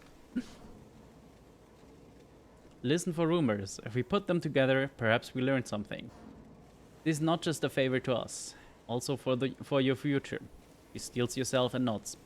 So, first we find Spy, then punches her hand into her fist. We strike. Coolio. The bosses have lowered mages. Lost 8 rumors. Apparently I have 8 because I haven't been selling them. Damn. I want to increase the rumbling at least once though. Yeah, and that also gives more rumors. Excellent. In the storm of the factory, laborers grunt and sweat. The assembly line is whispers and discontent. Gained one revolutionary idea. Worker, one day we'll own this place. Excellent. We have 10 rumors. Hey.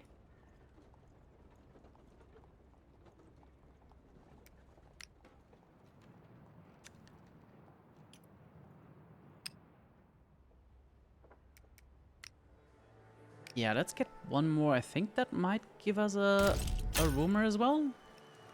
Or not. Zai pours your drink and offers a pack of crackers. You were going to ask something about us machinists? How are you organized? There's apprentices and journeymen, like a guild. That's a master machinist. There's a council officially, but most people saw Dad as a leader until he left. Everyone looks up to him. He leans back, rolling her metal shoulder in its socket. It came out of the old machinists' guild from way back. The old kings came to us for little robot toys to show off. And for new guns. That was hundreds of years ago, of course. But the city got more industrial.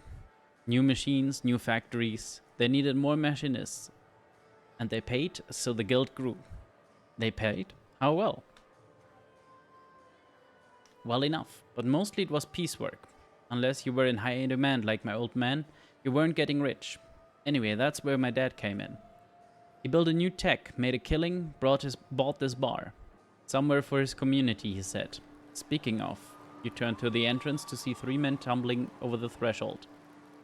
Zai, where do you want this? Behind him you can glimpse a great black cast iron stove. It bangs as they set it down. Smith's nuts, this thing is like lead. Excuse me, I've been waiting for this. She races over, leaving you to your drink. Now I can try getting a tip off. Nice. And that gave me a rumor as well. And a growth point. Excellent. Hello, Ari. How are you doing? Tired? Yeah, we wanted to up the endure, right?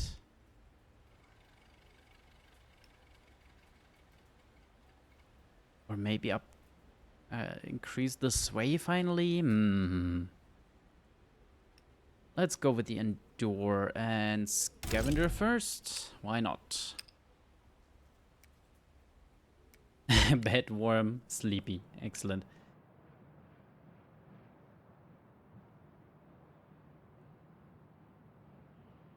Didn't I have 10 just earlier? Where did they all go? Excuse me?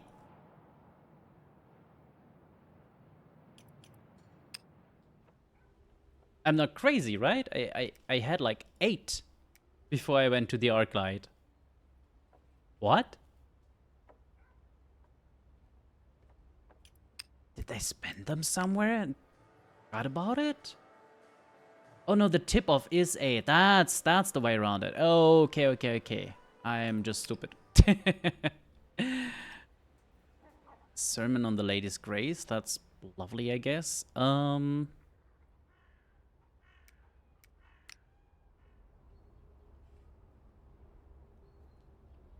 Could sell the tip-off, but I kind of needed to join the gang. I can sell the rest of these. Yeah, that gives me money. That's good.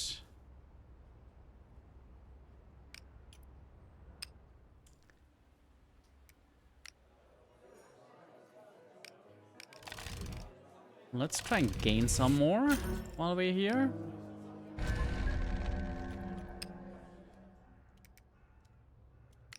Now the question is, do we take the solace? Nah, I feel like it needs to be at least in here, as much as that hurts. Ah, as usual.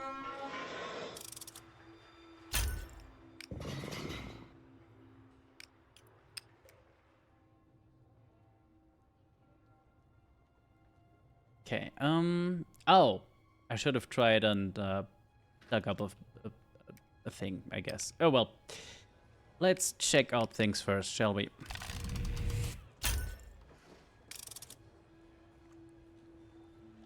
Orf and military docks. Okay, let's check these out. Ooh, more gossiping with Sway. Oh no. And at night, brawl and eavesdrop. Whew. Sneak is only 3? Damn, I thought it was higher. Oh, because the dot is not also an increase. Right. Got it. Yeah, we need a lot of level up. Military docks. Sneak aboard. Interesting. Sway conscripts. And at night, same. You wander along the waterfront and come upon a cluster of small shacks. The air smells strongly of fish. You head through the yard, a wide open space along the riverside. It's littered with torn nets, frayed rope, splintered rowboats. A couple of boats are tied up at the water's edge, and a handful of women are sitting around working with their hands. The boats are plain and unpainted, but you see the outside of the hulls are coated in a dark substance. For waterproofing? Yeah, probably tar. Each boat holds a pair of oars, a net, and other bits and pieces. Oi!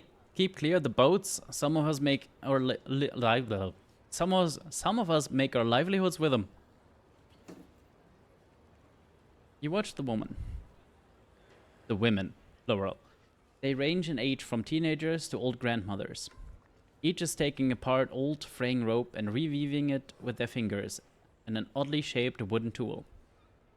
Don't forget, this is the smith's twist at the end to keep the rope tight and give it his blessing. Do we knock? I think we knock. You knock at one of the shacks. You hear a grumble. Footsteps before the door is tucked open. Yes? Sorry to bother you. No trouble, suppose. I was about to get ready to get to it anyway. He shuffles into the yard. Well, do you want something? What is this place? Fisher's Wharf is called. Used to be thronged with those folk. My father was a fisher and my grandpa. Far back as anyone remembers. But those times are drying up, I guess.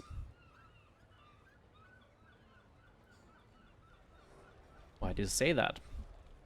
He beckons you over to a huge metal tun, the size of a small house, with a letter set in the side. Aha. Take a peek if you dare. Climb the ladder and peer down into the tun. The stench of rotting fish, brutally salty and sickeningly sweet, blasts your nostrils. You gag. The tun is half filled with decomposing mass of fish flesh. Scales, fins, and eyes peek up at you from the rotting slurry. The plasmic runoff, you see? They just dump it in the river. Isn't that our drinking water? He shrugs. Yours and mine. But the Toffs on east side? Doubt it. Can anything be done? Stop him dumping runoff. But how to do that? He sighs like his soul is escaping, then heads towards a boat moored at the water's edge. Well, stranger, I'd best be off. Maybe there's some life in the dredge yet. Good luck. He nods, steps expertly into the boat and rows out into the flow. You turn from the wharf back to the city. Okay. Best be safe. Well, we found something. Eat rat. It costs a roamer to eat a rat? What? I guess they're being sold here? Wait, scrap for relic. Now that is interesting, because scrap we can get.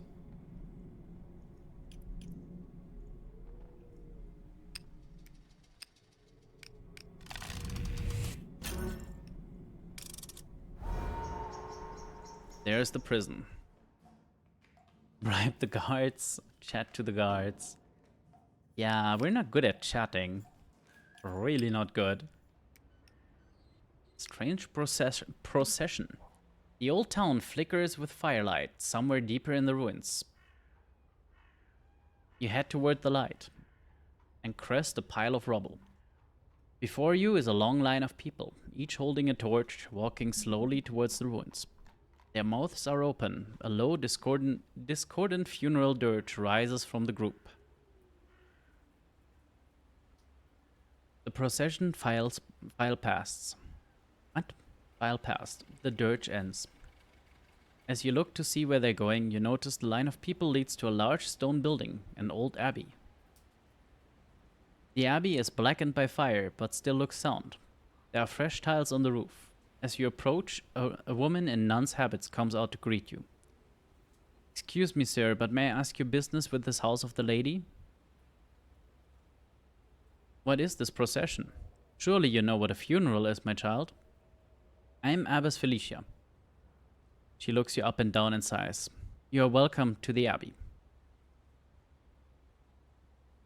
Honor to meet you, Abbess. You detect the quirk of a smile. Come. See what good the lady can still do.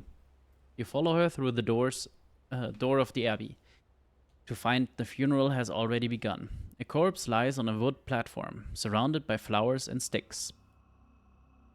A corpse? How did you keep it away from the energy men? I'm glad some still get to grief.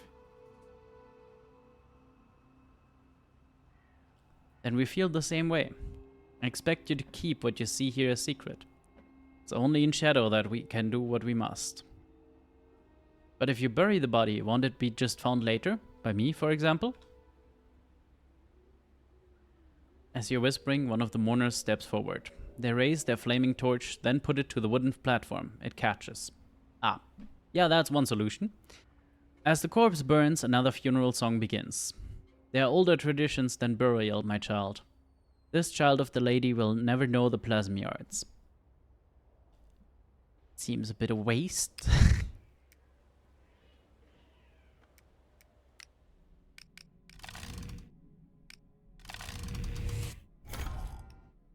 That increases the wanted level, okay.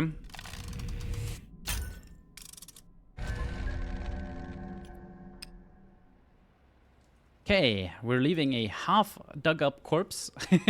Go to sleep and find the rest later, I guess. You're passing a church when you hear a familiar voice. Rage check. Brothers and sisters, despair not, for the Lady weeps for us all. You peer through the church's doorways. Rage check is inside, preaching to a packed crowd. And when we're held to her bosom, those tears wash us clean. Watcha, help! Two burly men carrying a stretcher barrel past, knocking you aside and rushing into the church. They lay the stretcher down beside the altar. A woman rushes behind them, weeping. Help him, brother, please! Raycheck bends down to inspect the stretcher. A gaunt body lays on it. Its head moves and it raises an arm. This man's soul is in jeopardy. I need a volunteer to perform last rites. Yeah, that's really not my job, is it? You creep into the church and take a seat in the shadows. A docker from the front row kneels by the stretcher. Take his hand. You too, Mrs. Bede. The docker and the man's wife clasp the hands of the dying man. O Lady of Compassion, witness this your servant's passion. Witness the suffering which is the bitter sap flowing in your tree life. May this poor man's spirit, held by his folk, live on in theirs. He lays his rain chalice on the floor, then unstoppers his sacred flask, pouring a mouthful of water into the bowl. The last thing that passes his lips shall be your tears, dropped from heaven, your most precious gift. Raycheck picks up the bowl and holds it out to the man, but the figure is no longer moving. Help me with the chalice. I don't really feel like we need to rush to help. This is not something that is super time critical.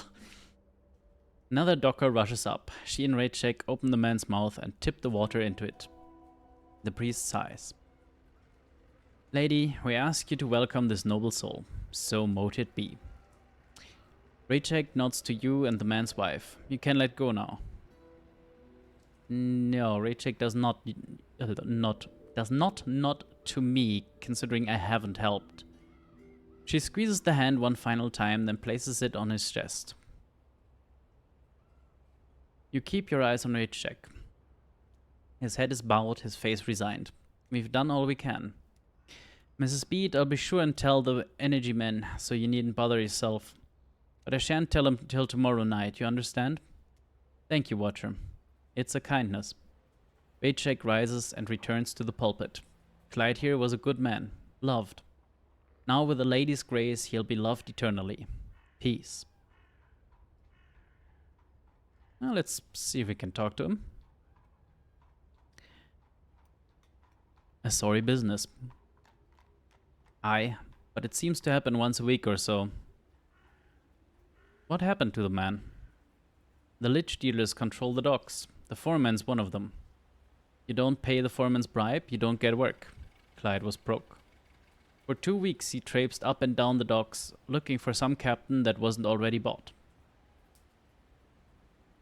I feel like, did he find any work is not a sensible question. Considering he's dead now from not having eaten, I guess. Why didn't he get work somewhere else?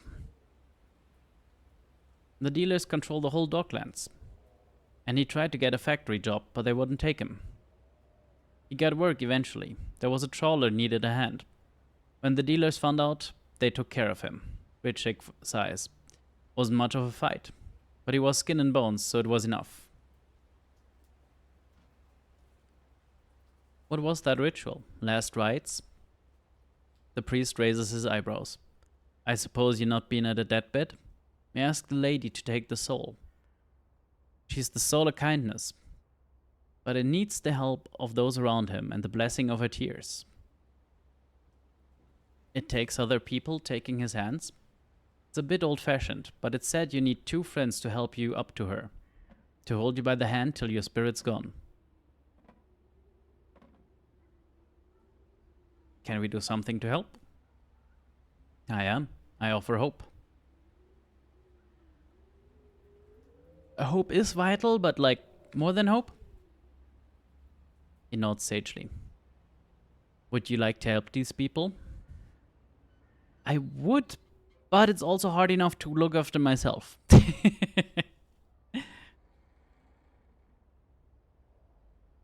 I have an idea about that, but it's a difficult thing. Let me pray on it. For now, go in peace.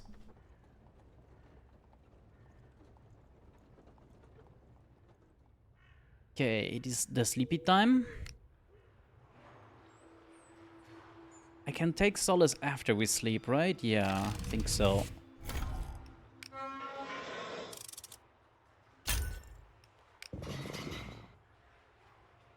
Because, yeah, this is just troubling.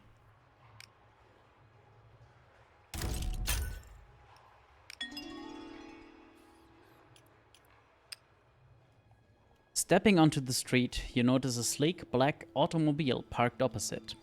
This is a luxury machine. Plasma-powered vehicle from the continent's most sophisticated factories.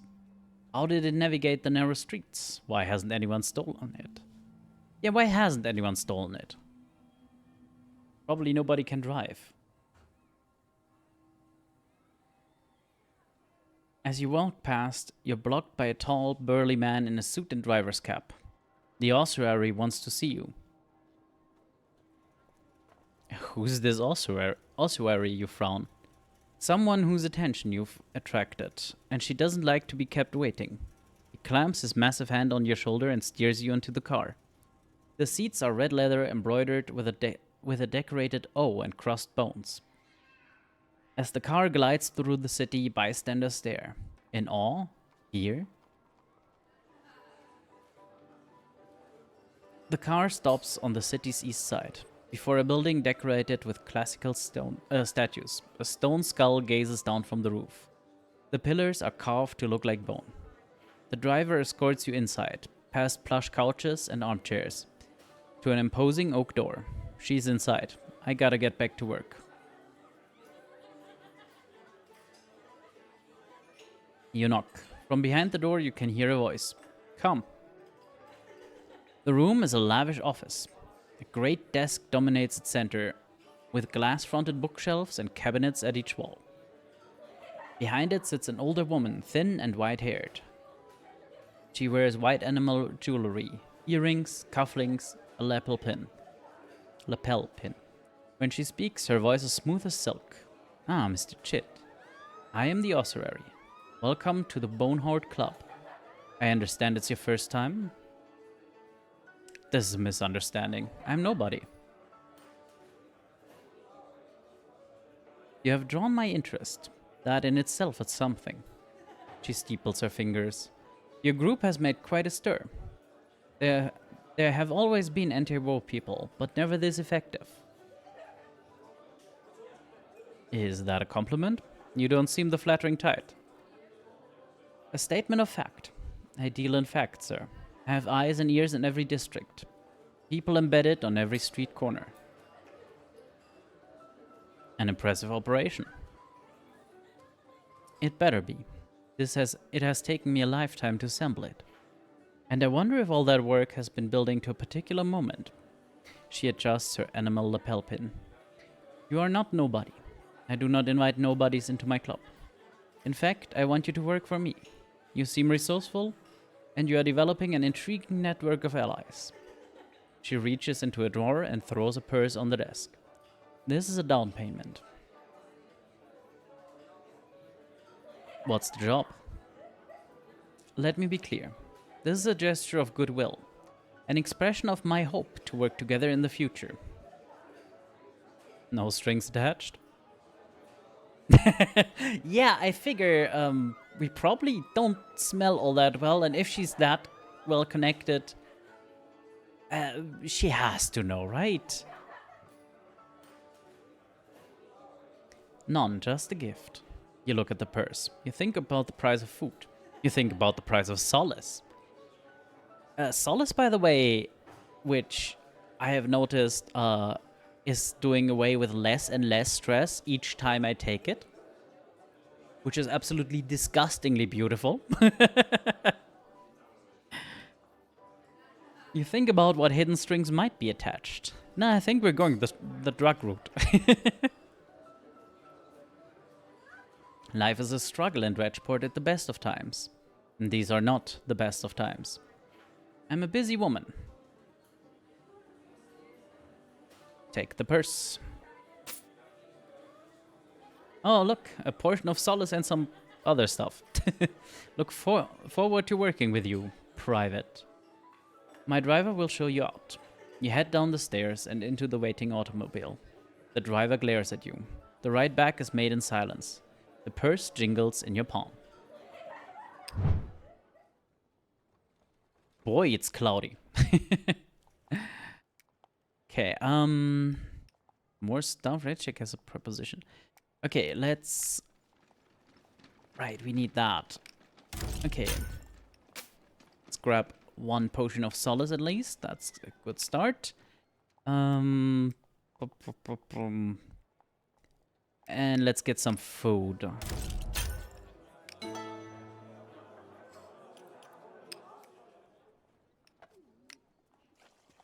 You spot a familiar figure in the street. Shit, good to see ya. Good to see you. I've got a proposition for you. Let me buy you a drink and talk it over. This way. He leads you down a narrow street and into a smoky tavern. 2 pins, Jeff. Pint or pint? Barman draws the pints. These are on the house, brother. Don't even think of paying. That's very kind, Jeff. Ladies' grace to you. You take the pins and find a table. So, the plight of the dockers. You sip your drink as Rajek talks. The lich dealers run the docks. You don't pay, you don't get work. And if they catch you working anyway, they use your corpse to send a message. Their leader Dresden is a nasty piece of work. Can't your beloved emperor do something?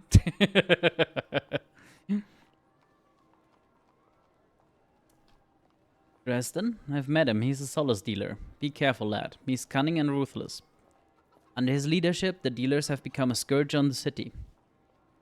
Can't the watch stop them? They're spread thin, helping the energy men keep in order. These are chaotic times. But if we brought them proof, they'd come down on the dealers with full force. They've been trying for years. I've been round and round this problem. I've found good men and women willing to listen to reason, and they've riled up their mates. And then Dresden and his Ducks pay them a visit. I've buried too many. Good, passionate people. Is murdering Dresden off the table?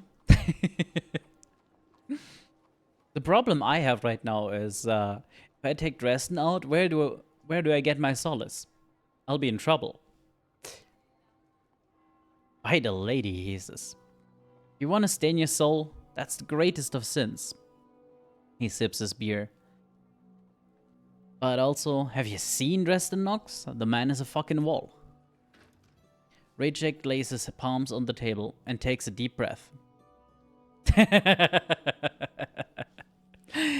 I mean, as long as the game doesn't offer an alternative to, reducing stress, there's really not much of a different playstyle.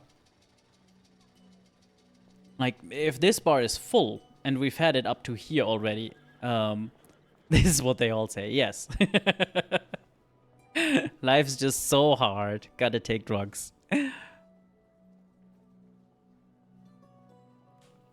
We need someone on the inside to join the dealers and keep their eyes open. Then we get evidence and go to the blue coats. Well, good news. I'm way ahead of you. I'm halfway into the gang already. I mean, what? How can we be sure the watch will even care?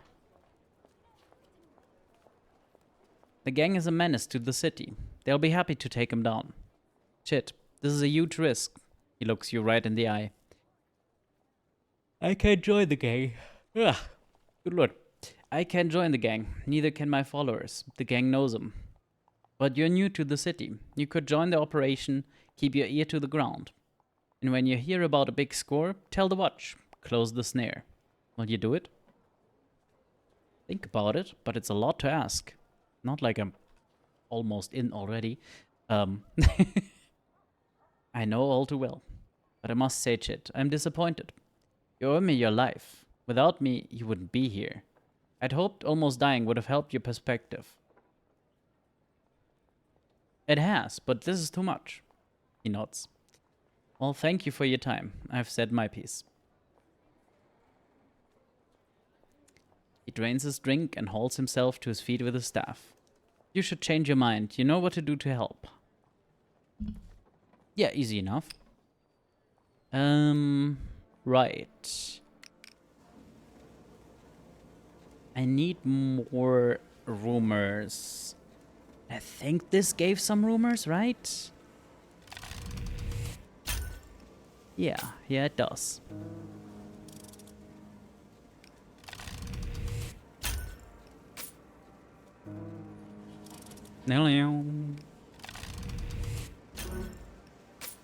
That's fine.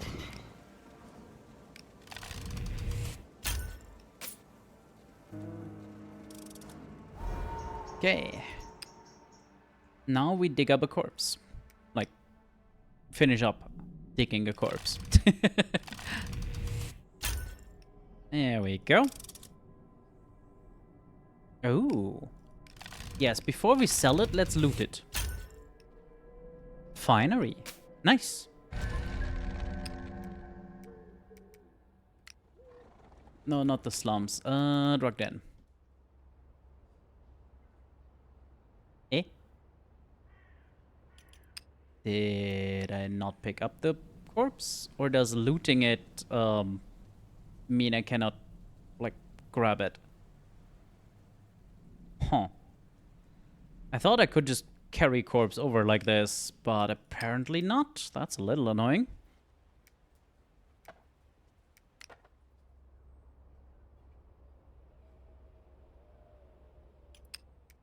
Well, time to sleep restfully in the sewers.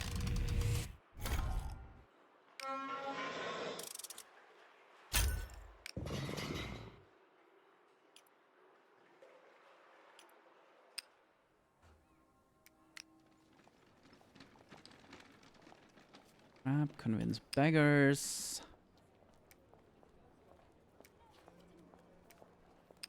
There more to? Yeah, probably.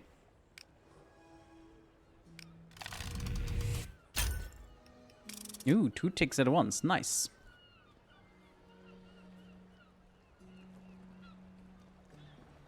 More work, I guess. And at night, it's steel. Oh, there's a lot to do at night.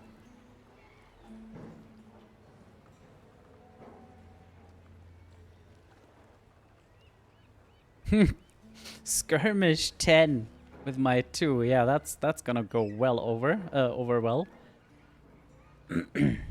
Okay. So at night we can plan on robberies. It has been That's 2 always hours. good. Time for a quick break. Get up, stretch your legs, grab some new water. That might not be the worst idea, yes.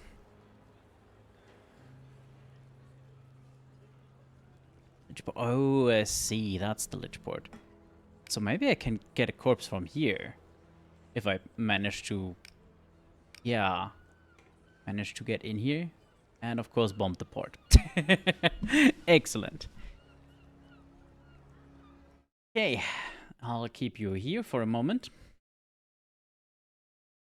If you have been sitting around, maybe go get up as well. Go take a piss, go drink more, whatever you need.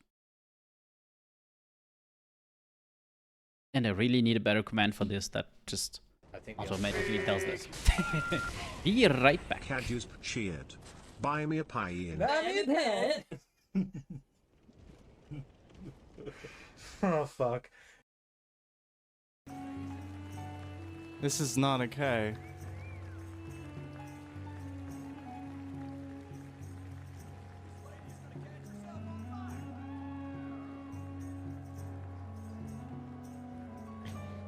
Why is he rude? What does he say?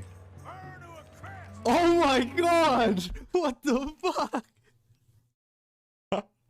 Oh.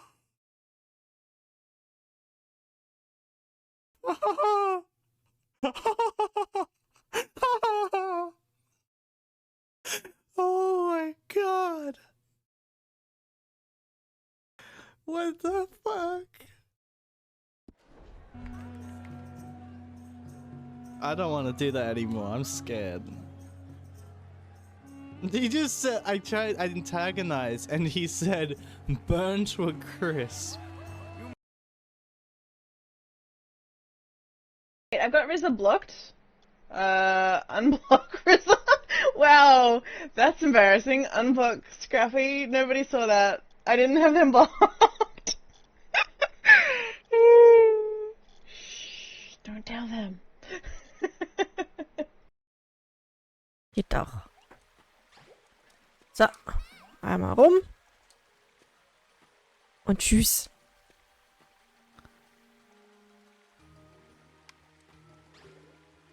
Ich brauche euch jetzt eh zum Hochhüpfen. Ah.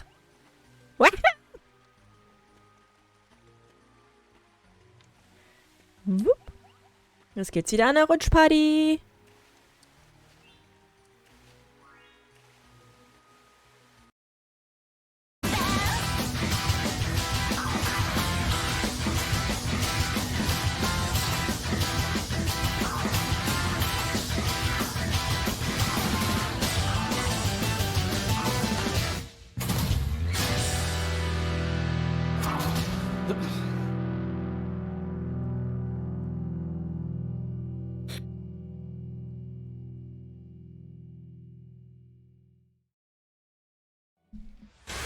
Harry Truck. Ooh, I guess the same clip again.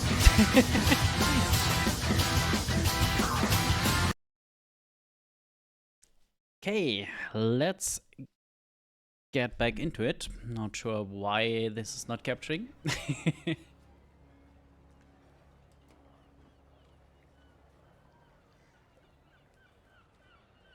What do you mean, oh no? The clips are over. The time for oh no's is over. Or is it? Mwahahaha. How bad can it be? Whoa!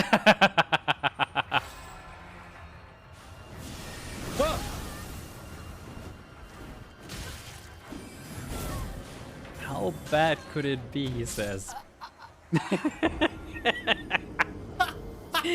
Didn't get a single hit in. Wonderful. Okay, there's still more to find here. Nice. Oh, Christ. Okay, that's... It was really long. Yeah, I'd say so.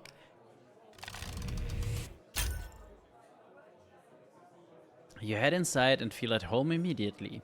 The customers are all working class, down on their luck, judging by their clothes. The chatter is all political, and you overhear the odd snippet. Nice. And then you can... Ooh, reveal the real gossip. I see.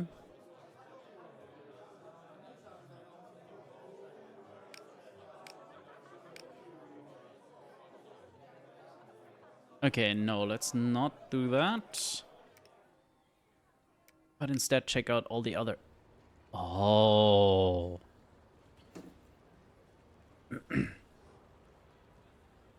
Look at that, a lodging house, an actual good bed. Is that available at night? Yes, excellent. Okay, so we know where we're going tonight. The arsenal. 2+ is a solid basis, yes.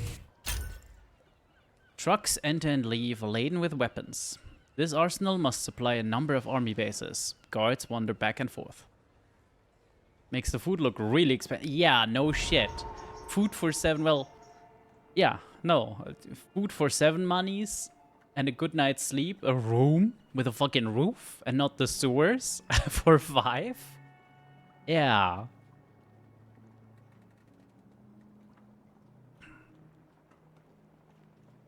Okay, I'm gonna try... Oh, right. Let's check the firebrand first.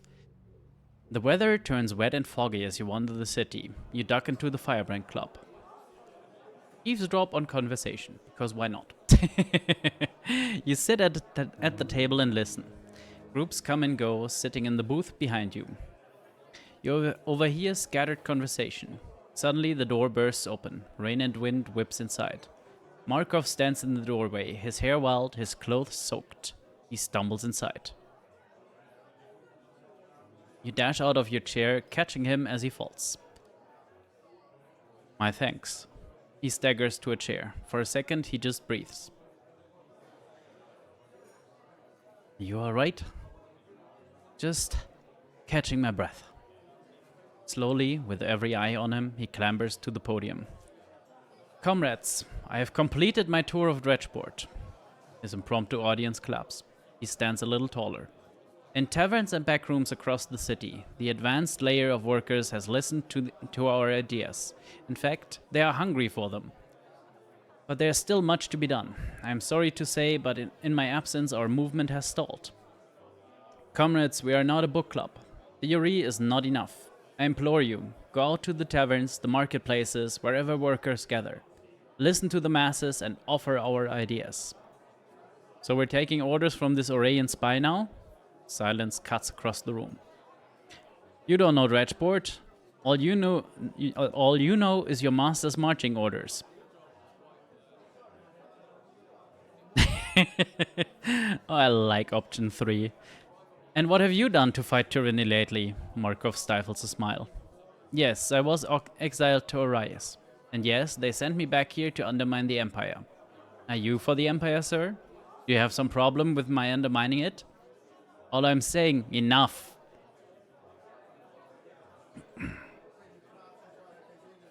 Let the man speak, Markov. We don't know where Markov's loyalties lie. Say we bring down the Empire. What then? Markov might set up an Arias puppet state. God damn it, there goes my revolutionary powers. Preposterous. I have always fought for the freedom of the working class. All I want is for them to decide our fate, not the profiteers. And the working class has no native country. Our solidarity stretches across borders, even across the front. You'll be our ruin. Get out of here. The man slouches to the door, glowers at the gathered comrades and storms out. Evidently, we could use a brush-up in theory. I propose we hold a discussion on the basics of collaborism in a few days' times. I can do the lead-off if necessary. All in favor?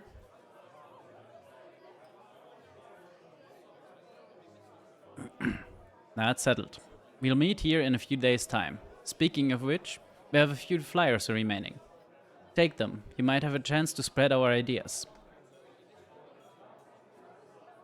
You grab the flyers. They're printed on thin paper and faded ink, but the letters are clear. You head to the door and return to the city. Okay. One more time with the diggings.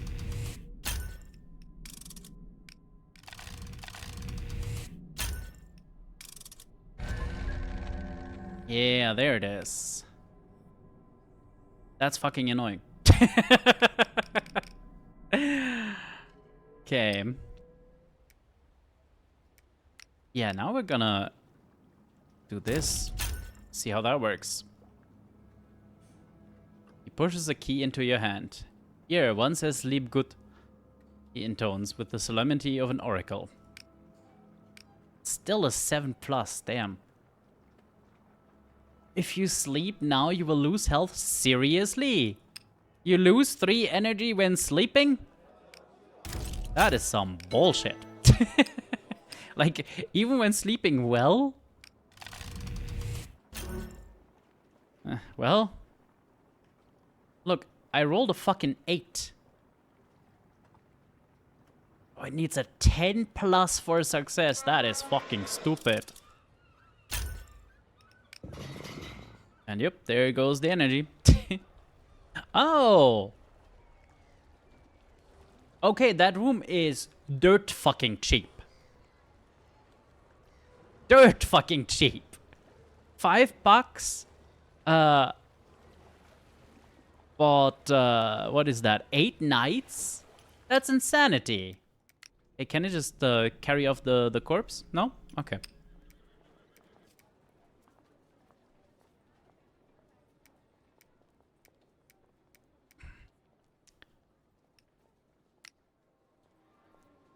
You drop into the arc light to check on Zay's progress. Good timing, friend. I've almost finished. Want to see? See what? Without a word, she leads you out the back door and across the square, to a disused building. The hall stretches away in front of you. Brick, dust, hundreds of workstations, all silent now. She leads you to a large cast iron machine resting in the middle of an empty patch of floor. What is this place? Used to be a factory. My old man bought this whole complex, then used staff spaces for the bar. Gave him lots of room for tinkering projects. You step closer. The stove's oven has been reinforced and lined with thick coiled metal. On top, there's a kettle. On top, where a kettle might be placed to heat water, sits a mechanical lathe. It's almost ready. She smacks it affectionately. But I'm gonna need another tank of plasm. I'm all tied up here. Would you mind? You want me to steal some? She shrugs. Not necessarily. Head to the plasm yards. We've got an agreement with the energy men. They run the yards, see? If they get some machinists to do some war work, we get paid in plasm. They should be alright with buying a bit extra. Should you say? If you ask nicely. She drops a small leather purse in your hands. That should cover it. Keep the change. Well, okay then. Off to the plasma yards, I guess. We better prepare this because our sway is not great. Like that.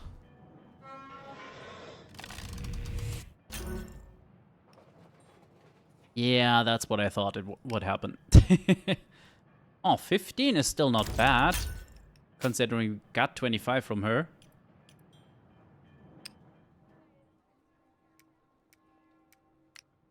Deliver plasma. You head into the back room. Zay looks up, sees your tank of plasma and beams. Fantastic. She wipes her hand on a rag, grabs the tank and slots it into a niche on the stove's side. It slides home with a thunk. Alright, let's see here. She runs her flesh and blood hand over the stove surface, walking circles around it. She dons her goggles, opens the oven door and peeks inside. Throw the switch for me. This one next to the tank. That's the one. You throw it. The oven glows red suddenly, crackling with heat. There's a whoosh. Zay rocks back, laughing. Her face is covered in soot. Whew, that'll do it. What is this thing? Ready is what it is. She wipes a damn rag over her dirty face, which mostly just smears the dirt around more. This thing, she jerks a thumb towards the stove device, is a forge. The oven's superheated, can melt iron. The lathe is for machining. So you used your workshop to make another smaller workshop. Yes. Look, everything will be ready tomorrow morning. I'll show you then. Okay. Do have enough. Time to unmask the spy. Half-heard conversations, snippets, hunches. Hunches? Hunches. But it's forming a picture. You approach Nazrin in the factory yard between shifts. You have something for me? There's a name that keeps coming up. He sneaks off during shifts, but the bosses are giving him perks, not punishing him. His name? Abel Finch. Finch. She wrinkles her nose. He always gave me a strange feeling. Good work. I will learn if he is spy. Okay, that's that. There's still stuff to discover up here. Let's discover first, then go for the event.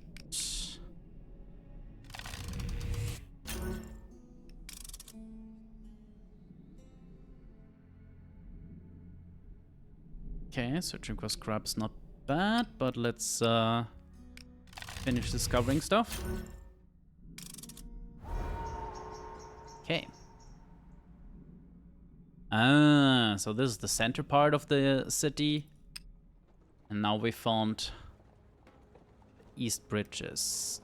Ruined tower. Oh, you can sleep. Wait. Sorry, I can sleep here, but it will not advance time. How does that work?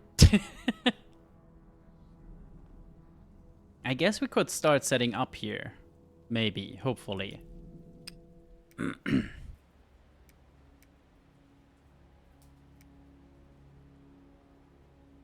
My favorite kind of sleep, yes. You come upon a small hill, a stone's throw away from the river. A small shrine sits atop it. As you watch, a figure trudges up the hill and kneels at the shrine. The figure is hunched over and their back to you, but you could swear they take something from the shrine and pocket it. The figure gets up and hurries away. Inspect the shrine. You head towards the shrine. It's in the form of a narrow miniature house. Inside is a statue of the father. It's made of granite, pitted by rain. It looks centuries old. There is no sign or plague. Another figure begins to climb the hill. Hi, can I help you, friend? What's the shrine used for? Used? Don't know about that. Just a tradition. He pulls a small matchbox from his jacket pocket. What's in it? He pushes the matchbox open. Inside is a clump of soil. Sailors heading out used to take a piece of the soil they were leaving, so it'd bring them back one day.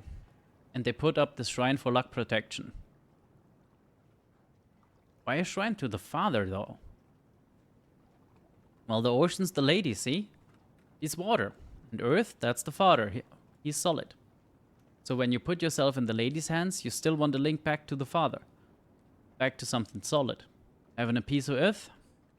That's here and now. And praying to the father? That's bigger than here. That's sending something to the heavens. He tips the box out and stamps the dirt back into the soil. Back where it belongs. Well, I gotta be off. Good luck on your travels.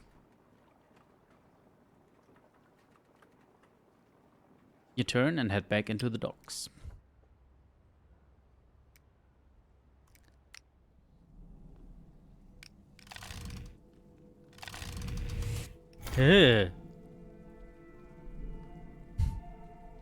Let's not do that. Much better, and we got a relic.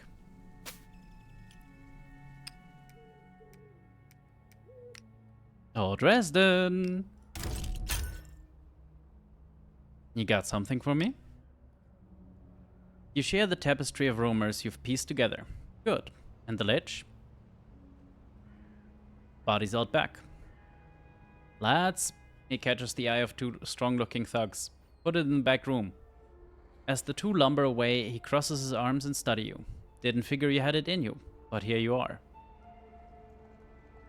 So I'm in? You're in. But you gotta understand one thing. The lich dealers count on loyalty. You even think about screwing us and we'll bleed you. I won't. I know. Alright, come here. He leads you into the mortuary room at the back. A corpse lies on the table, the same corpse you just delivered. What is this? Just something I tell the new lads. This body's empty. Some bloke was using it, and now he's gone. That's what my old dad told me, back when he ran his place. You grew up here?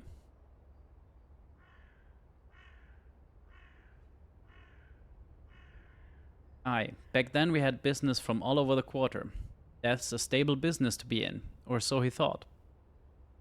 He takes a scalpel and cuts a hole in the corpse's belly. Then he grabs two rubber tubes connected to a machine and carefully inserts them into the hole. Dad showed me how to drain a body, how to preserve vanity, but he taught me that, under all this, we're meat.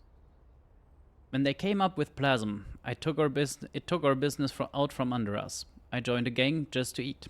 Started dealing solace. Dad got hooked on the stuff. He never saw another summer.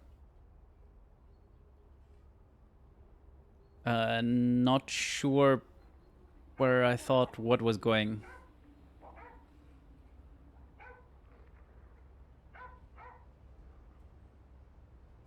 Dad was good to me, but he was weak, he sighs. The world is a fight, a gamble. And it boils down to force. Some people can't handle it, or they lead cushy lives in their high towers. Dealing in the dealers is about choking life until it gives in. Ah. Well, no, the trick to body snatching is doing it in a way that nobody sees you, you know? Writing your own fate. Something like that. The machine stops. Good, it's ready for transport. He holds out his huge hand. Welcome to the dealer's chit. He squeezes your hand as you shake. His muscles are like steel cables. There's a few jobs coming up that I could use you for. I'll let you know when we need you, but in the meantime, he yanks open the drawer and pulls out a full syringe. I'd say you have earned another dose. Hooray! More growth points. Do we up the sneak to a proper 4? I think we do. Because we have a few proper sneaking opportunities over here now.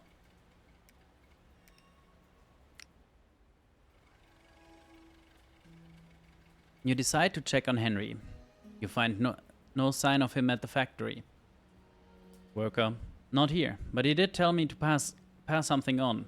He slips something in your hand. Meet me at Helga's, then an address deep in the Crucible. It's 10 minutes walk. You head over and find yourself outside a dingy tattoo parlor in a tangle of Crucible streets. The name Helga's is painted in elaborate Gothic script above the door. You push open the door. The proprietor looks up briefly and nods towards a back room. Henry is sitting in a tattoo chair, his face screwed up in pain. The tattooist stops and looks around. Finish it, he grunts. She turns back. The sound of her needle pricking is like the smallest woodpecker. Glad you came. We're nearly done, huh? You wish. Henry's face falls. I'm just joshing you. We're done. He removes his arm and shakes it gingerly. Take a look, Chit. You move closer and inspect the tattoo. Up close, you see Henry's arm is covered in a flock of small blue birds in flight. There must be 24 of them, swooping around his arm from the shoulder to the wrist. You just got a new bird? Aye. He sighs. What do they stand for? That's workers you've lost in the factory, isn't it? You stare at the birds. Some are faded, some are fresh. You have no idea how quickly the ink fades, but you'd guess these have been added over the course of years. Henry rises from the chair. Every bird stands for someone I lost. Workers ripped apart, beaten to a pulp, fished out the river once the bosses dealt with them. When I lose someone, I come here. And I make sure he remembers. She puts the needle away. This one's Edda. This is Omori, Jats, Sophia. He points to each in turn like he's introducing friends. I'd like to think they get to fly free. So many. Yep, but we remember them. There is a moment's silence as you both contemplate the birds. Thanks, Helga, he smiles to the tattooist. Beautiful work like always. Just carry him with you, Henry. He nods and leaves without a word. You follow him into the street. Right, could steal tools.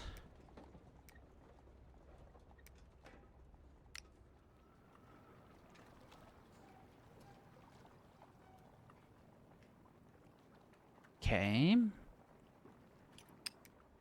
And yeah, there was a clock here as well.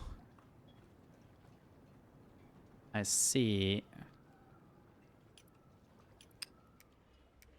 Any place else with partially...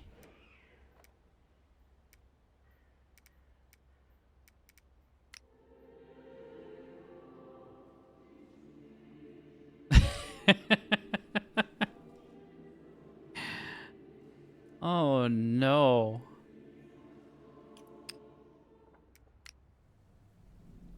Okay, I want to try what happens here. This place is spacious enough, but you'll need to fix it up first. Yeah, okay.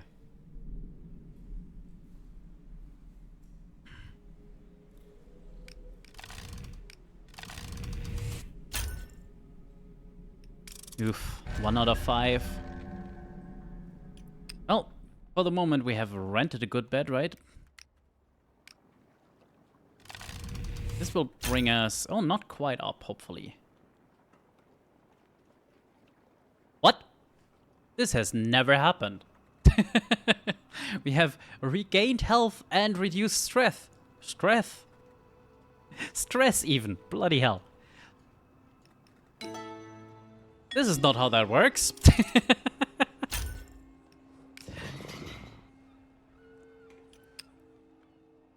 Right, first things first. First, some food. And then, I guess we check events first. A ruined palace or place.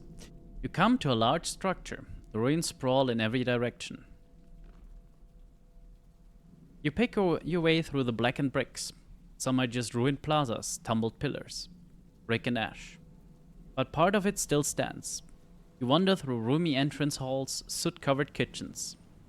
You find a great dining hall with an imposing fireplace and a shattered glass roof. You wander along the outer edges, a blasted wall that cuts into the old town. This structure was vast, must have dominated the old town before the fire. Clamber back into the ruins. Whatever this place once was, a palace, stately home, or government building, it's just brick and ash now.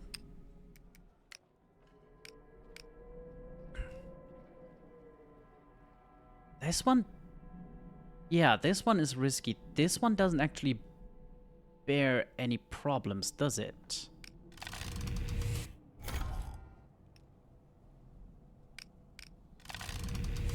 But I need to roll really high. Yeah, maybe like this. Yeah, okay, I might have more success with the endurance. Oh, right, the speech. You head to the firebrand for Markov's meeting. The place is packed. Markov stands at the front, addressing the crowd. For the last century, the profiteer class have grown increasingly influential at all levels of Sarumian society. The results are plain to see. We have a tiny class of profiteers leeching off their laborers. Profit is blood tax. The lower their cost, the greater the profits. They cut wages and raise prices, and life grows harsher. Fairer, a torment.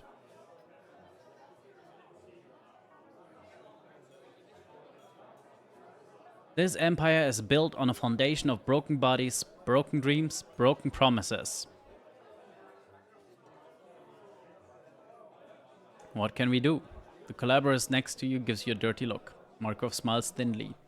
The only defense for workers lies in banding together. That is why we call ourselves collaborists.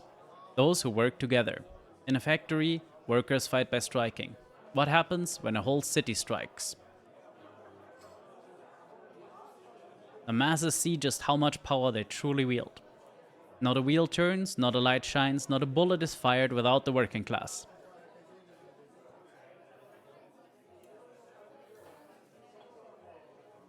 Sauron is on the brink of revolution. We must grow the collaborators to reach the whole city. We must agitate and embolden the masses. The collaborators must become a tool the workers can use to forge a new society. Anyone who wishes to help, join the collaborators, become part of our organization, and fight for revolution. He steps back from the podium. The room breaks into applause. Markov looks across the room towards you. Markov is surrounded by admirers. Eventually you push through and stand face to face with him. Your plan sounds ambitious. Smashing the profiteer class and forging a new state? Perhaps. But the profiteer system is riven with contradictions it cannot solve. Eventually they will run out of Earth to plunder. I want to join you. Markov claps you on the shoulder. We're glad to have you. What the organization needs is information. What do the masses want? What demands are they responding to? Speaking the workers' language is half the battle. Collaborators around him nod. Are you willing to do this for us, Comrade Chit? I am, Comrade Markov. Because we're definitely not communists, you know? Then we shall expect your report soon. You return to the door. You step through, leaving the hubbub of discussion and warmth. You head out into the night. Okay, we've become a part of a union, part of a criminal gang, and part of revolutionaries. Excellent. Now to join the machinists. Don't think we have the engineering to do so, but, you know. Pushing open the factory door, you find the hall full of children. Some are playing, some are reading, some are somehow dozing among the chaos. Quite something, isn't it? She grins.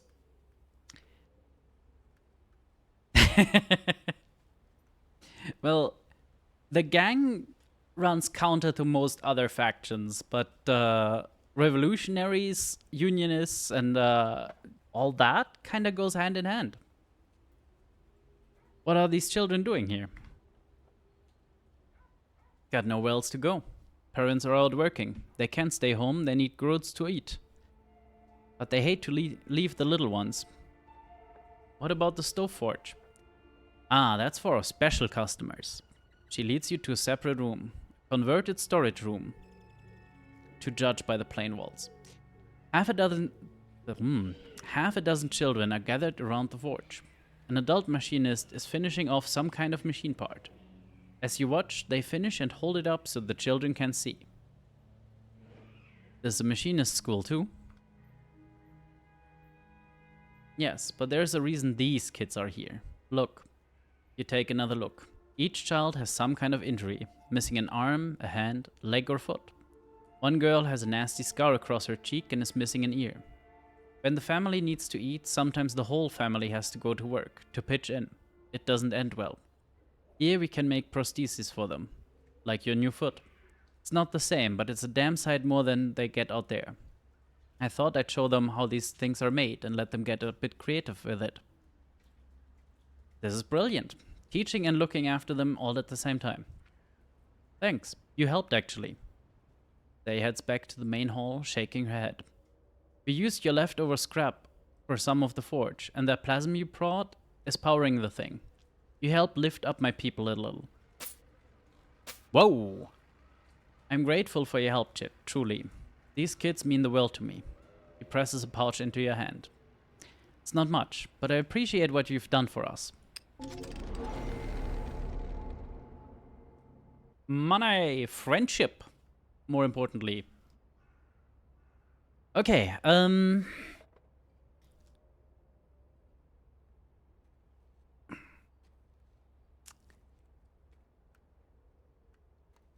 do we raise up our sway? So it's, you know, at least, or the engineer? Or is that too far? I feel like it's too far down at this point to really do anything. What anime shit is this? Well, you see, friends might give you money or help you when you have no money.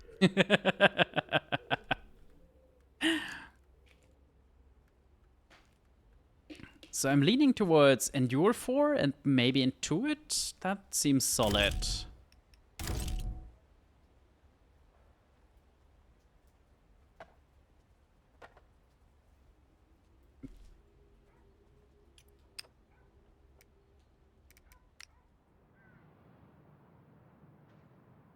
Okay, that just goes on. Fair enough. There's technically more to explore here, huh? Look at that. Two more places. What? One groat. This joyless place costs a penny a day, but it's clean and safe. I see. But like, a penny a day is still way worse than the lodging house.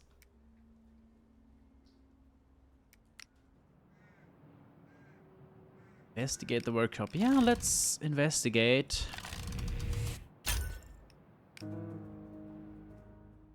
Curious, you walk through the red brick gates and into a broad courtyard. These sleeping spots confuse me. Yeah.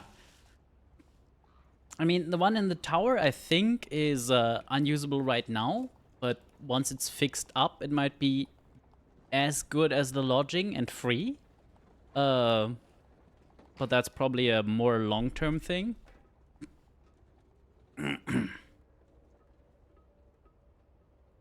Sewer sucks makes sense. Yes. Yeah,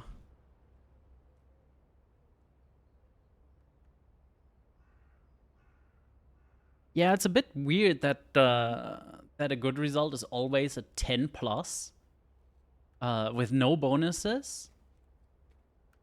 It seems like the only thing the sleeping place changes is how low the bar for a mixed result is. But a mixed result is still...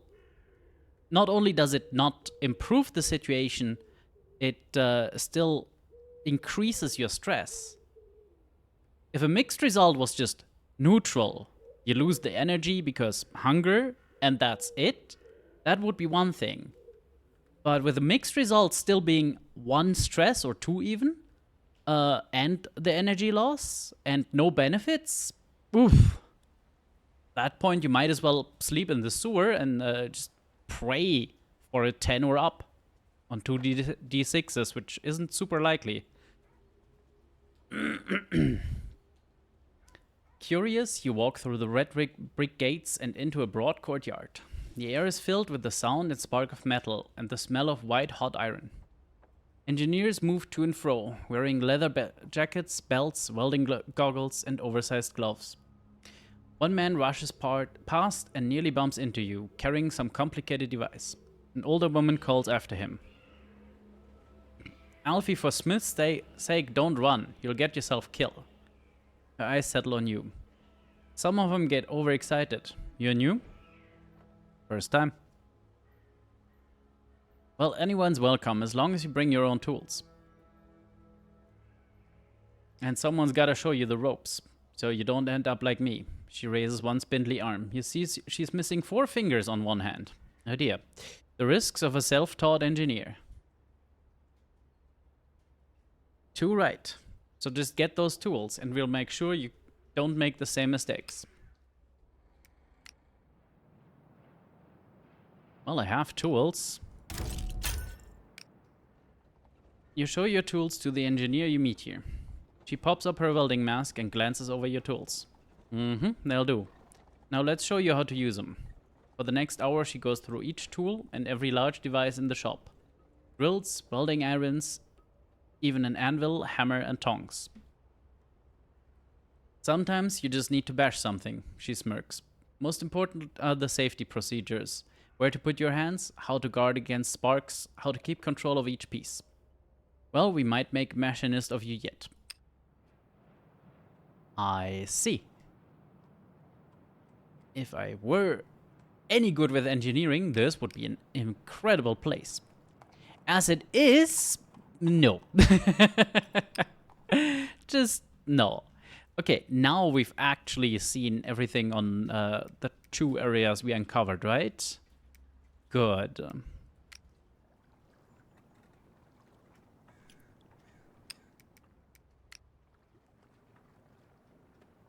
Can eavesdrop here.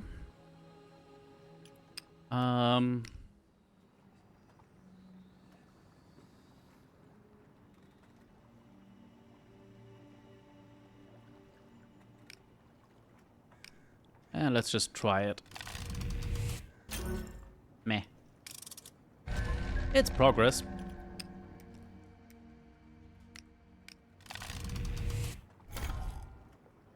There we go. That is more more my style.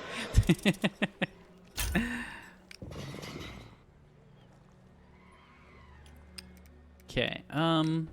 Let's still grab some food because we have the energy.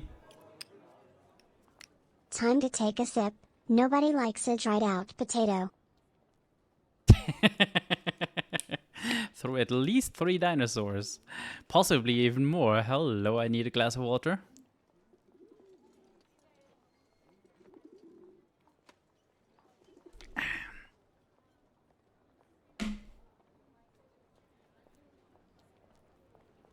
The real interesting bit is, am I drinking alien water or Earth water? Because apparently we have multiple sources of water. Like, not all of it is from, well, oxygen and hydrogen from when the planet formed. Some seems to have been brought by, well, icy meteors, basically. Depends how you work on citizenship.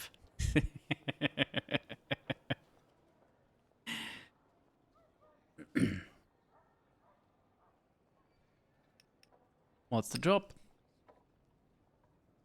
There's a strike at a bootlace factory. Lazy bastards want luxury pay or something. Our job's to break it up. Yeah, I'm out.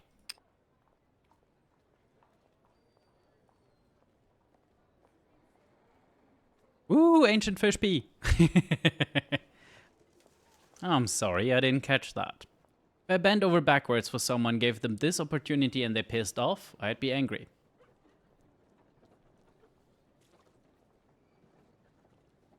And bam. Yep.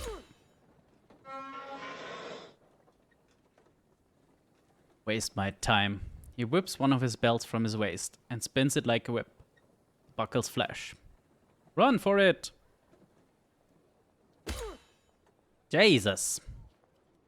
Something slices through your back like fire. As you dash into the slums, Dresden calls after you. You're out of the dealers! You're nothing!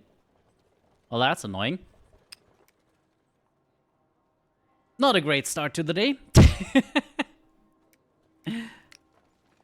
Yeah, now Solace is 35. Fuck you, bitch.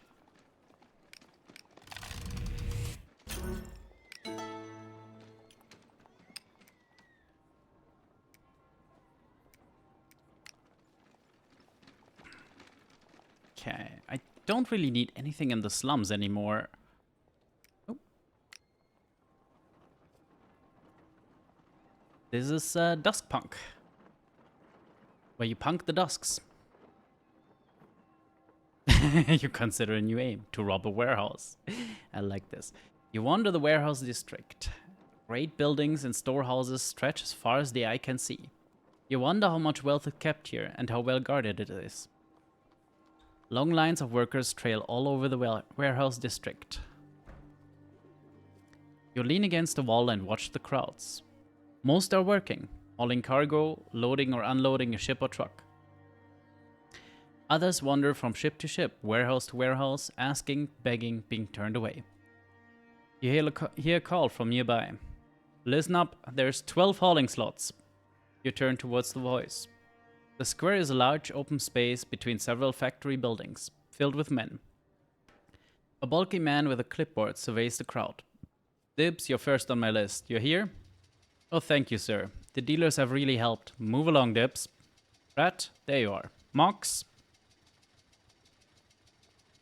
This is the foreman Rechek told you about. Yeah, no kidding.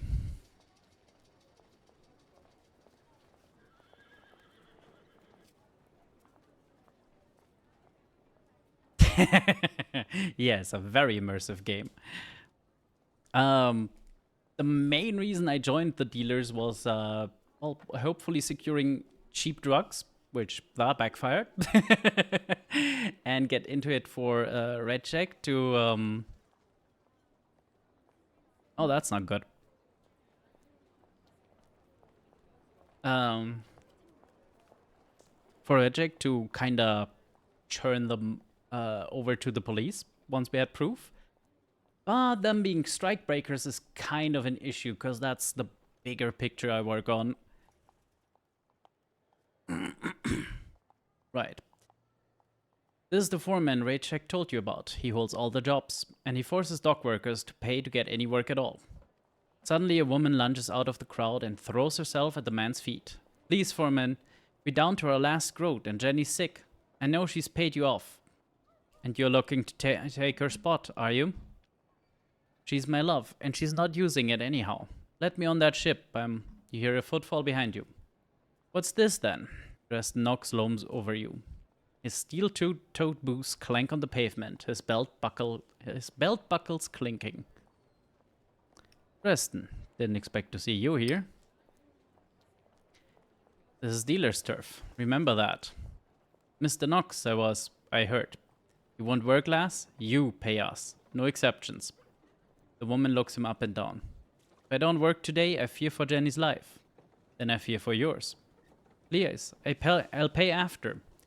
He whirls around, lashing out with a steel-toed boot. Hits the woman's shin with a crack like chopped firewood. Ah! You don't take fucking credit. He takes off a belt and jerks it like a whip. The buckles glitter. Besides you, a docker whispers, "Fetch the priest." Yeah, I can't try that, but I'm just gonna run into stress and out of health again, aren't I?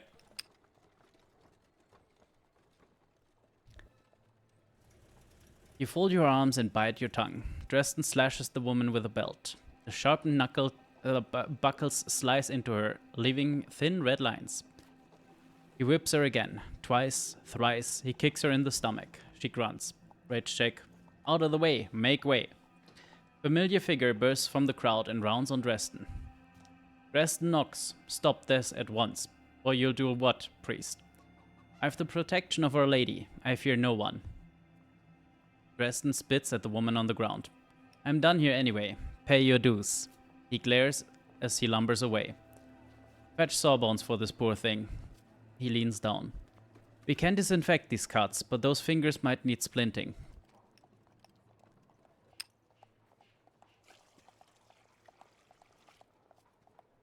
Can I help? Shit, Lady's Grace, I'm sorry you had to see that. I'd be glad of your help. Help me carry her somewhere.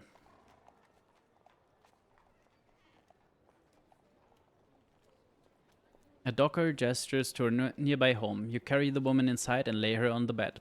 That was quite a to-do. This sort of thing happens on the docks more and more. He wets a cloth with alcohol and sponges the woman's wound. Poor thing.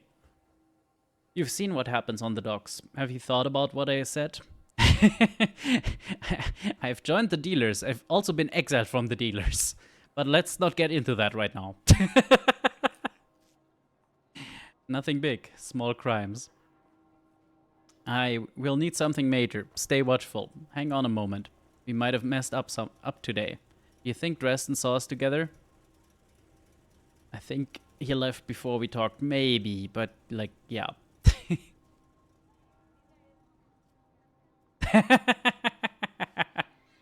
Way too much reading in this game. Yeah, this game is all reading, which is a little troubling for streaming, because, yeah, this makes very, very tired. Even compared to, like, Infra, where I was tired from brain fog.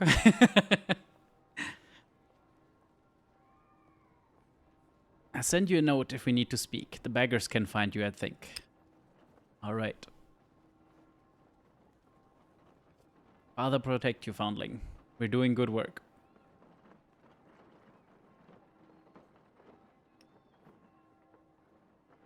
What's your step, lad? The city's a dark forest. Okay, where was the foreman? Not here. No, the foreman was at the warehouses. Oh, that was only at night. Okay. I figure this gives some money, maybe? And some rumors. Yeah, not bad. As you leave the ship and count your money, a figure comes up to you. A huge man bristling with muscles. You must be new. Let me introduce myself. I'm the foreman around here. You need something? As a matter of fact, I do. You see that money you earned? You just stole that from me. I earned that with my own two hands. It's a common misunderstanding. See, I run the docks. It's my job to make sure every bit of work here is accounted for. If it doesn't go through me, it's not permitted. According to who? Well, according to me, of course.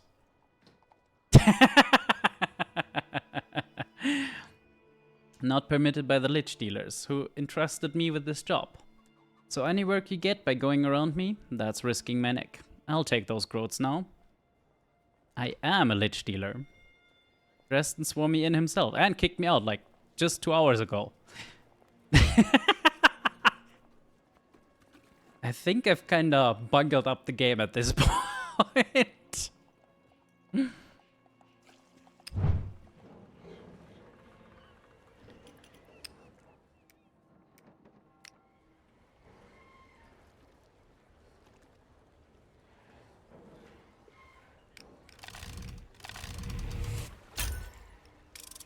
Nice. Too much. Oh.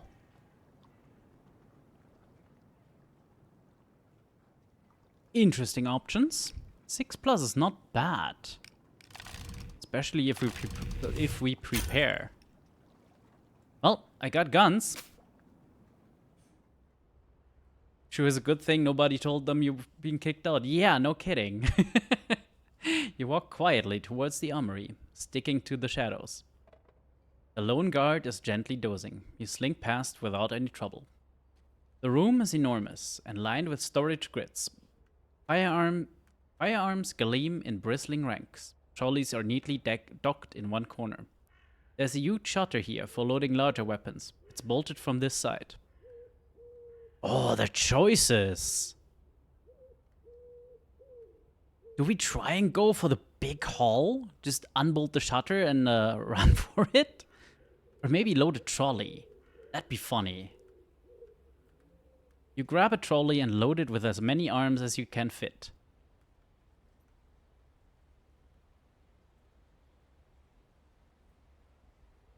Pistol for me. I mean, shouldn't the Black Friday Steam sale already be happening? Since Black Friday was, well, 2 days ago? I have, like, 20, 30-ish games for getting caught with a trolley of guns. But where's the fun in just taking one? I have, like, 30-ish games on the wish list, but most of them, like 15, I think, are on, like, coming out soon-ish, next year or so. So don't think there's anything I really want to grab. Yeah, see, see, I actually clean my wish list occasionally. If something went on sale like 3 times and I still haven't grabbed it from the wish list, I kind of just drop it. Because let's be real, if I ignore it 3 times, I'm probably gonna ignore it for the next 3 years. It's the fun of not going to the gulag. Arm yourself with a pistol. You load a pistol just in case and tuck it into your belt. Let's go. Leave with a trolley of weapons. You heave the shutter upwards. Before you lies the still night air and a confused guard. Stop right there. Let's rush him. You launch the trolley forward and leap towards him. He dodges the trolley easily and raises his rifle. Well, shit. But then you're on him, wresting his gun from him with your good arm. You crack the gun into his face. He passes out. Sorry, soldier. You hurry into the night, your weapons in tow. See, this is why we healed up before.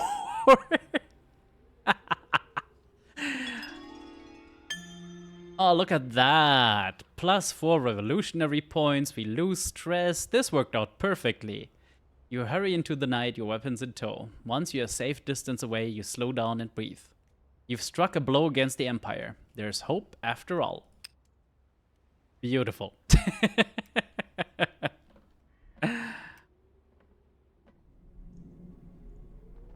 You got shot house that perfectly. I mean, it barely tickled. Buying every game on my wish list. Who needs food or social life? That's one way of doing it, sure. Hello, Ariakas. Yes, clearly I was perfectly shot. You find a doorway, strangely untouched by fire. The door itself is white, shining wood, surmounted by a sun design. Around the edge, the rest of the building has crumbled away from fire. The paint has peeled from heat damage, but the handle was once silver-coated. The sun design, often associated with a father, suggests this was part of some religious structure. Whatever it once was, it's gone now. The door is just a ruin, a shadow of something lost. Also, the gulag is right here. We can chat to the gulag guards.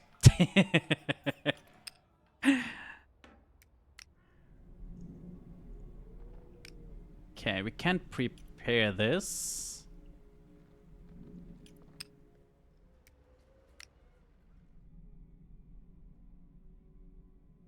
Sneak 11. Damn.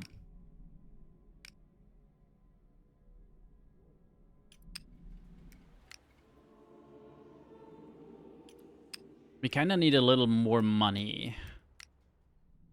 Digging up a body is probably not the most direct way to get money.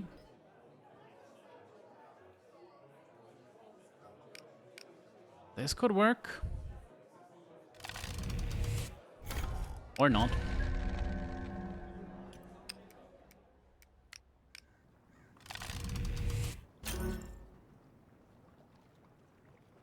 Have fun chopping wood and have a nice day. And yes, they shall hydrate in your memory.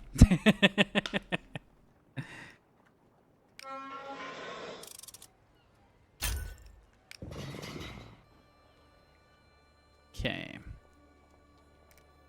Any other events? Not right now. We definitely need some more money. Deep in the maze of the docks, you try a shortcut through a tangle of streets. Faintly, you hear someone singing. You stop and listen. It sounds like a religious song, angelic almost. You walk onward, up and down narrow flights of steps, and the singing gets louder.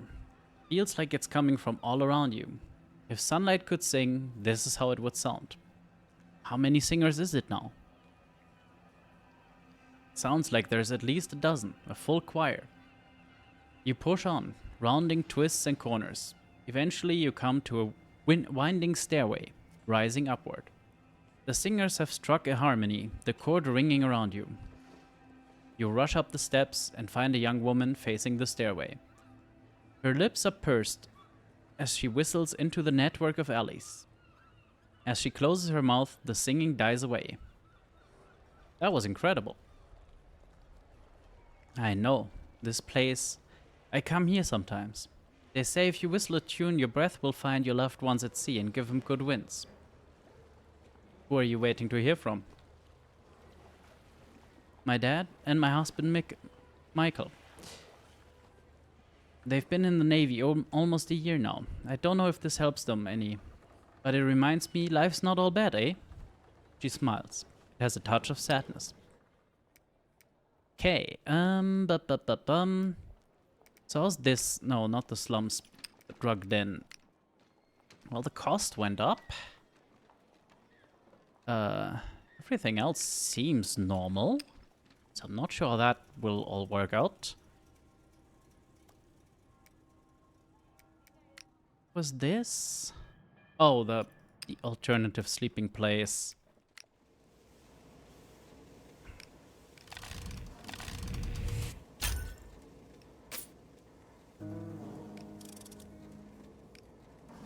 Should be fine. He says, dying.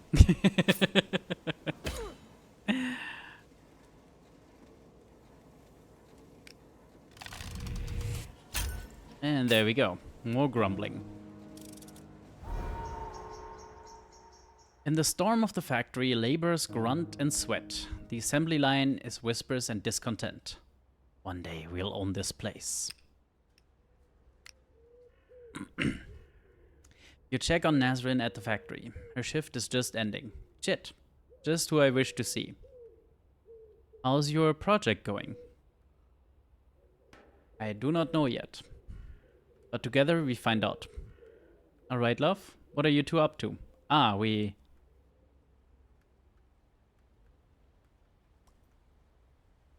Nazrin's showing me her favorite drinking spots in the Crucible. That's kind of her.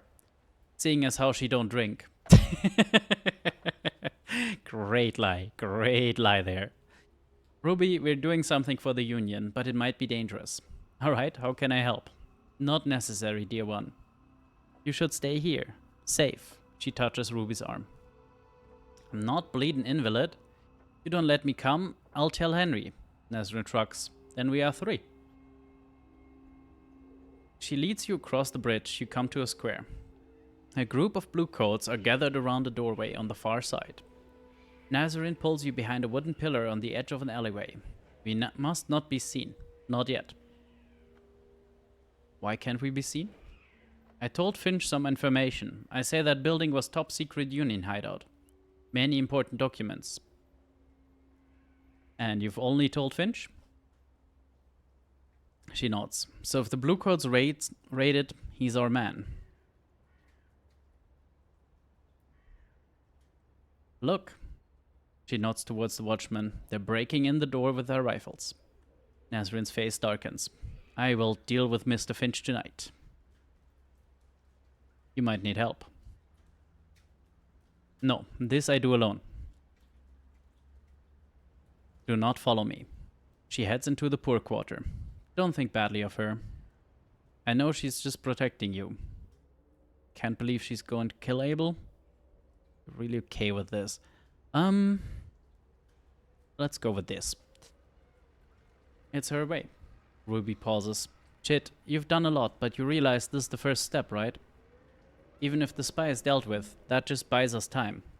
We've got to strike. It's the only way we can put pressure on the bosses. But the Union's not strong enough. I remember there were already 2 failed strikes this year. Right. Abel goaded us into them, drained our coffers. We need more members and we need more growths in the strike fund. Or the next strike will fail as well. You want me to help? If you would, you'd be helping yourself, really. I mean, do you want to keep working like this? Low pay, high risk? No, I don't. Right, you're one of us. If you'll help, we need more members. Maybe you can convince the others to chip in for a new strike fund. For the Union! Thank you, Chit. She takes your sleeve and smiles meekly. Our future can be bright, if we fight for it. Okay, I think we're stalking the foreman a bit now.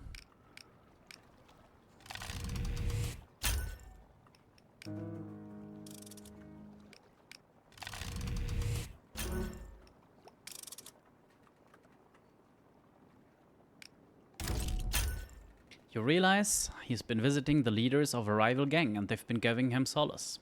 But the foreman's supposed to be working for the lich dealers. If this got out, they wouldn't be pleased. Oh, Dresden! By extortionate solace, I didn't even see that. How many whispers do I have right now? Just 3. I feel like keeping that. Apparently we don't go straight to Dresden. So I'm not sure where we're going.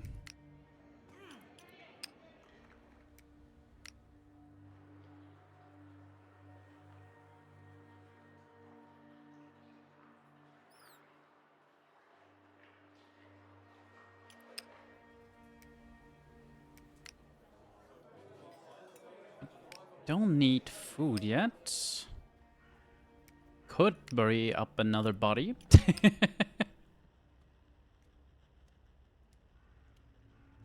Ruins at right, yeah.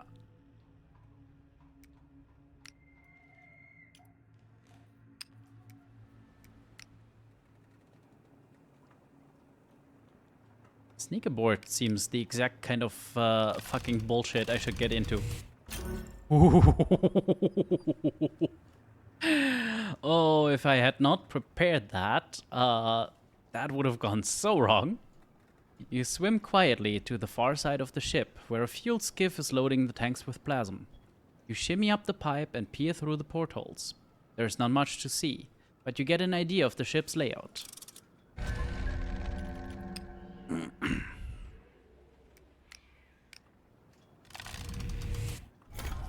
Ugh.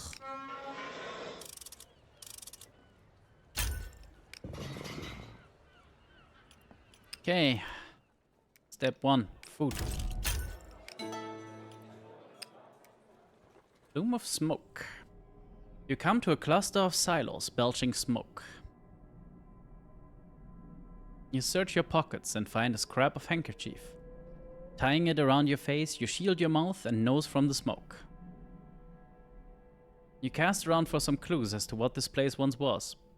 Wandering the rubble, you find a brass plaque. Grint Coal Store. Warning, flammable material. Grint Coal. The name rings a bell. Now you remember. This building used to store the Empire's coal. Valuable commodity before the days of plasm. One night, 10 years ago, thieves broke in. They were discovered and dropped their lantern. The coal began to burn. The smoldering heat spread downward into the subterranean store. Then the fire spread, reducing the old town to ash and ruin. So this is where it started. You approached the silos, 4 great cylinders of brick. The smoke is thick and choking. Even through your mask, you can feel the grit in your lungs. The silos are filled to overflowing with coal. Excuse me, dig through it? Yeah, sure, why not? Burn your hands a bit. When you scoop out a few pieces, you find the coal below is hotter. Yeah, no kidding. You turn your back on the pillars of smoke, twisting into the sky. The fires burned this district to ash. That same fire is burning still. Feel like we might have seen that, you know, a bit earlier, but okay. Ah, now we can blackmail the 4 men. Excellent. He glowers. Right, I know when I'm beat. What do you want?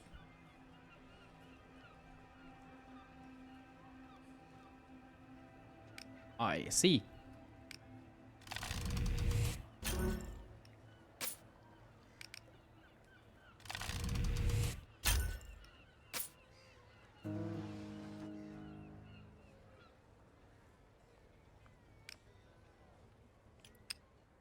Definitely have enough money. Can sell a relic here. Ooh, not bad.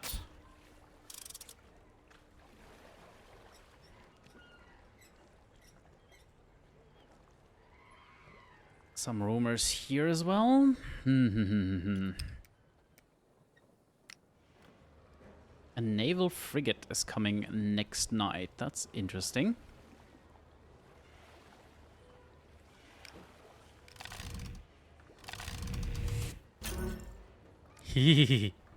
Who's that? Were they here yesterday? Start away inside. You spot the guards whispering. They point right at you. Time to go. Time to go indeed.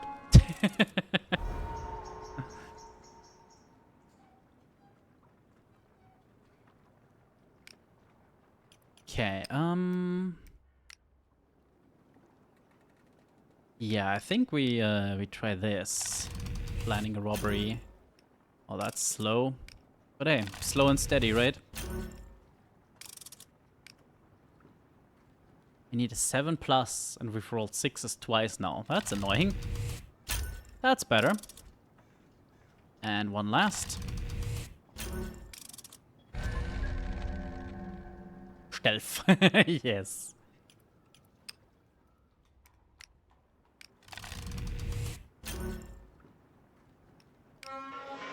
That's okay. 1 stress is fine. Ooh. Fancy shit. Dolores is waiting for you when you awake. Soldier, report. At least drop the arsenal. That's good, soldier. But the War Office won't stop and let us catch our breath. We're running out of time. I've heard reports the Watch are closing in. But while we're still free, I need to say something. To the whole group. We can't let the Watch take us. I agree, but this is important. Follow me. It's not far.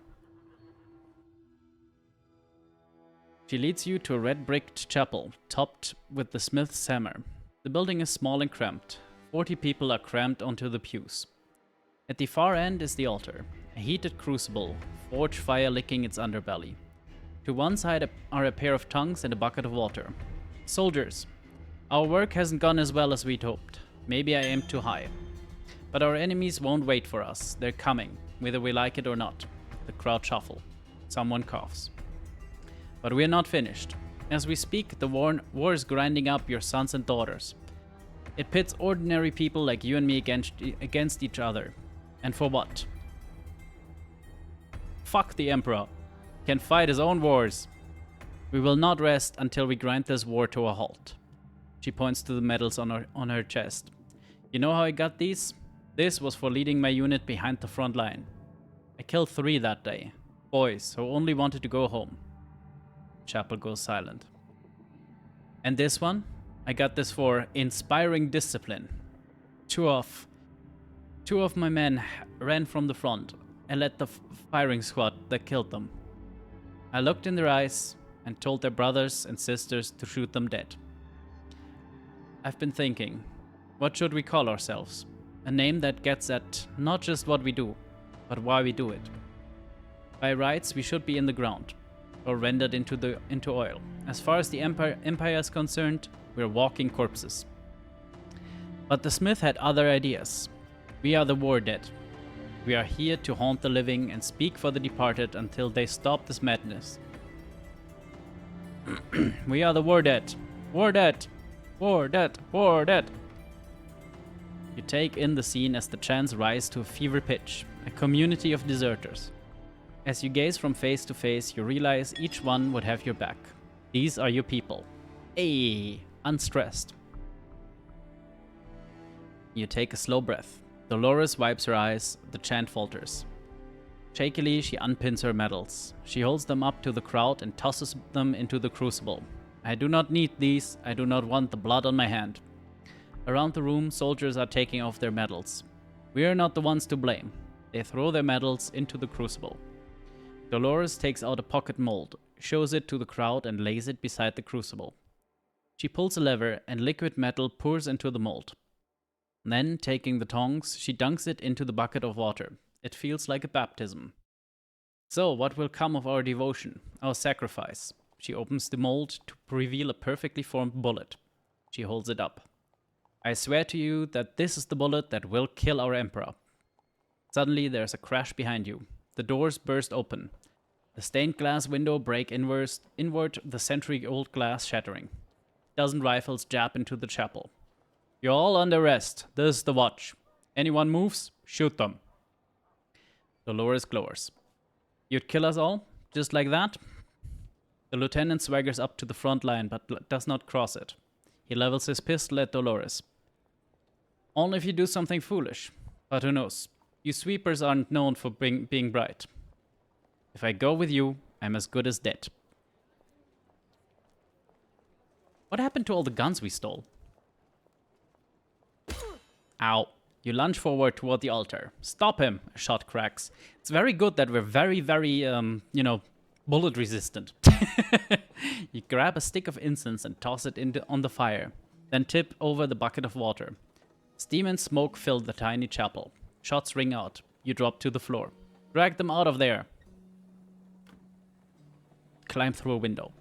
You lunge toward the broken windows where one pane is gone entirely. You scramble over the lintel. Lintel? Fragments of glass slice into your hand. Smoke stings your eyes, your lungs. Then you're out. You spring for the cover of an alleyway. Smoke curls from the chapel's broken windows, flashing with gunfire. You hurry away. There's nothing more you can do.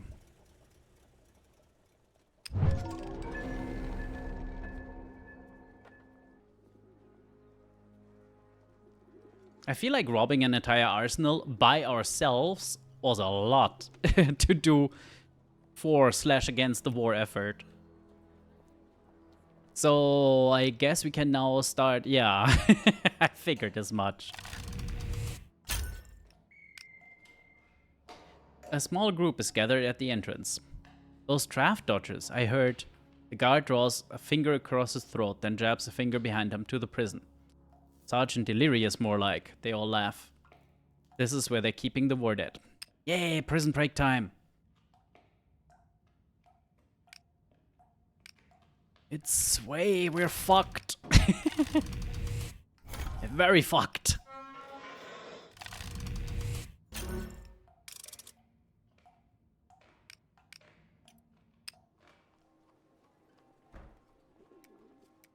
Okay,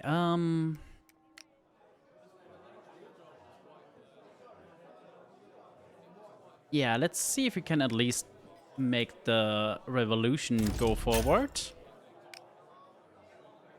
Markov nods as you take a seat. Comrade, so what is on the mind of the masses?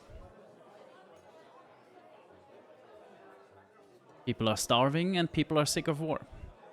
People are starving. They sometimes don't know where the next meal will come from. Labrys nod. Demand for bread was already on the agenda, but it's good to have this confirmed. People are sick of the war. They've lost loved ones and are terrified they're next. The wars caused shortages of food and fuel. Everyone's struggling. Do people hate the energy man?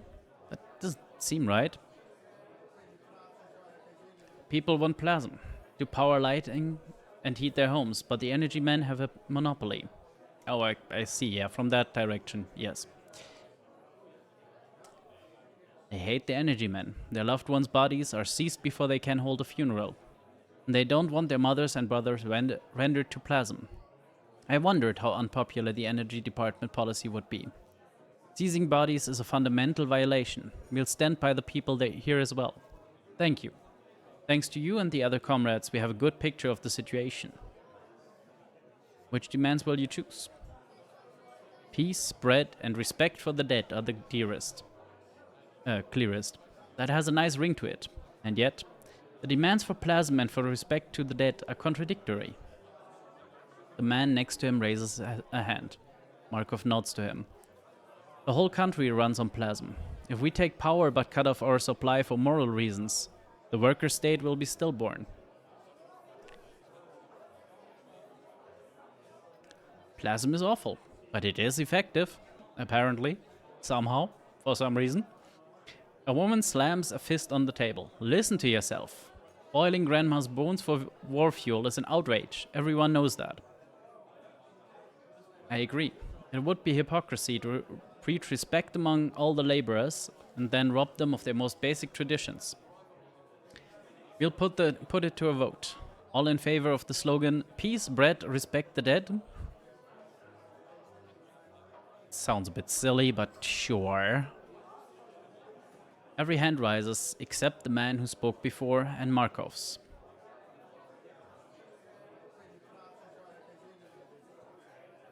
Now, shall we make use of those slogans?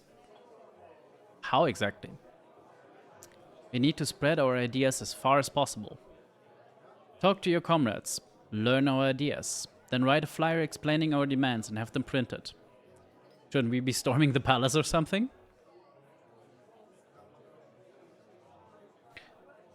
We are a few thousand comrades. If we storm the palace and the people aren't behind us, our new regime will be short-lived. We must explain our idea to as many people as possible. We must inform the masses that they already have the power to storm the palace and encourage them to do so.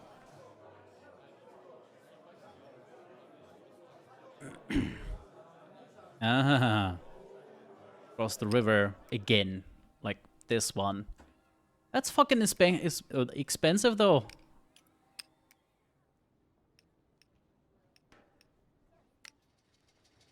A crowd has gathered around a woman belting out a powerful speech. So I ask you, are you happy with these arrests, this violence? Do you like living under the Emperor's boot? What can we do to resist? We can strike, we can down tools. We can stop making the weapons and plasm that fuels this war. We can stop making the profits that keep the profiteers atop.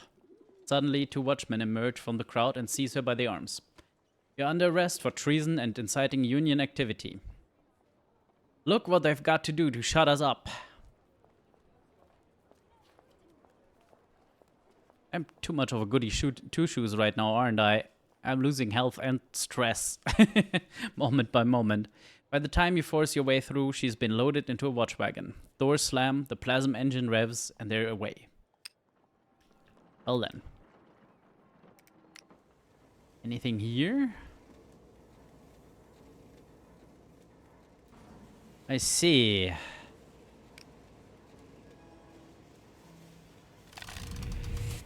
Well, let's start on this union business.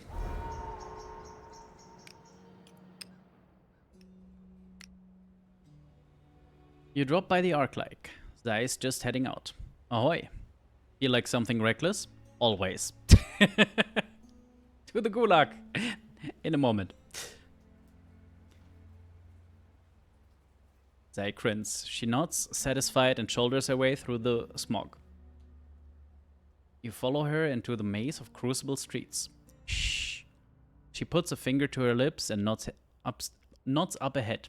A watch cruiser is parked up ahead. 2 bluecoats are loitering around the vehicle.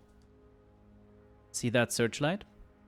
She points to the bulb bolted onto the vehicle's roof, casting a beam of pale blue into the street street ahead.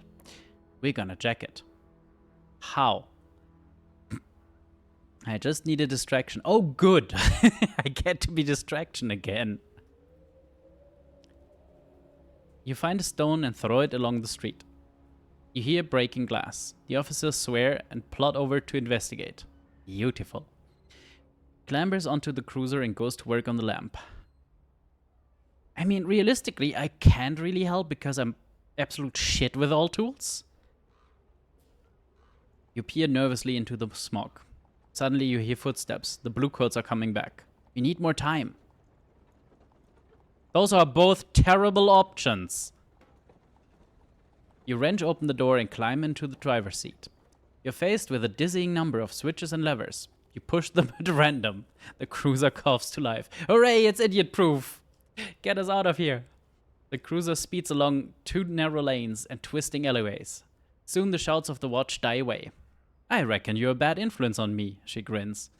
When you reach the arc light, she pulls the cruiser around the back. I feel parking at your house might not be the smartest idea, but okay. What'll you do with it? Hook it up to the light system, but I'll do it later. You walk into the arc light. Zai slaps her metal hand on the bar. Messing with the watch, eh? Never gets old. The bar is silent. The patrons study their drinks. Zai, I don't know how to tell you this. We just got word. Spit it out. You're dead. You didn't make it. How do you know? He passes her a folded telegram. Zay opens it and reads. He breathes in shakily. It sounds like a rusted window being forced shut. Everybody out. Bar's closed. It's so dumb they would never expect it. Yeah, apparently. I said out. As you turn to leave, she unlatches her metal arm from her shoulder. She cradles it in her other hand. Each time a tear falls onto the metal, she wipes it away quickly. A commotion. The docks are buzzing. The war dead are on every pair of lips. You overhear 2 women talking. Got to do something. Meeting at the firebrand any moment. One by one, people are peeling off and heading northwest. You follow the flow of the crowd to the Firebrand Club. The place is packed.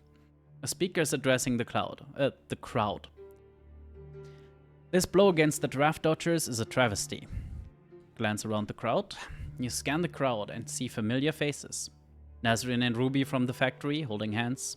Henry leans against the wall, his arms folded. Brother Raychek glowering in a corner. And Zai in the front row fiddling with a tool. The Empire cannot permit any dissent. They crush it wherever they find it. We need to strike a blow against them. Well said, but the best way to fight them is to organize. Alone, we're powerless, but if we band together... Raychek bangs his staff on the floor. I have no sympathy for these traitors. The crowd gasps. Nay, none. Oh, I've nothing against one soldier just seeking their luck in the city. His gaze settles on you for an uncomfortable moment. But a whole movement? That's treason. That's undermining our God-given emperor. It's a disgrace to our legacy. Make no mistake, if the draft dodgers win, we're defenseless against the Orion hordes. That's nonsense. You hear a furious, booming voice. You ballless idiot. The war? It's just slaughter, not legacy. And Orion hordes? I went to Arias when I was younger. They're pleasant people. Pleasanter than you. Yeah, this guy is really all over the place. Please, love, the war is madness, but the sooner it's won, the sooner we can get back to normal. This firebrand, he waves towards Markov. He just wants trouble. The collaborator frowns. We keep our heads down and wait out the war. That's how we get through. Zay, I don't believe this trash. Zay shoulders her way to the front. This war is a fucking travesty. Our people are dying. Red check. Machinist? Thought you hated getting involved with outsiders. Outsiders took my people whenever I keep my nose clean or not. Whether I keep my nose clean or not. It's time to do something. Markov grips the podium, his knuckles white. You know what they call themselves? The War Dead. They speak for the mountains of dead this war has produced, is still producing. The War Dead were just the start. The Emperor and his war profiteers will come for us all. You hear hisses and moans from the crowd. The Orions are not our enemy. Our enemies are in Dredgeport, in the Imperial Palace. Beside you, someone boos the podium.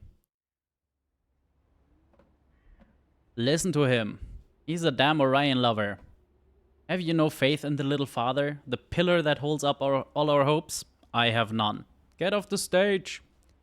He started this war for a reason and he will guide us through it. What an idiot. We must organize. I will listen to no more of this treason. Loyal citizen, follow me.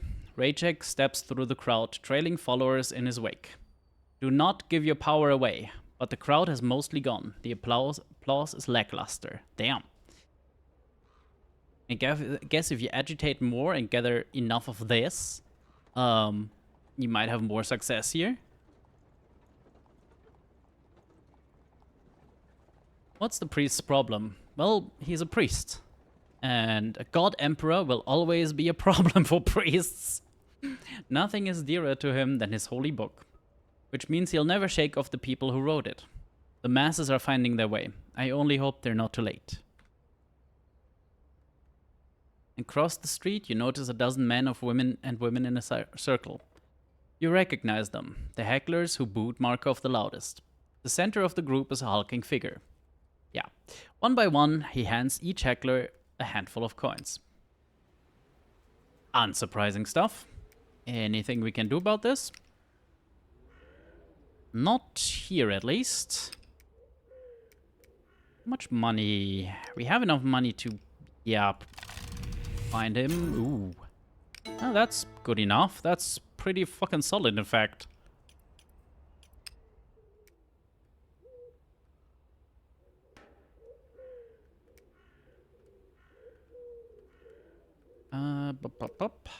The prison.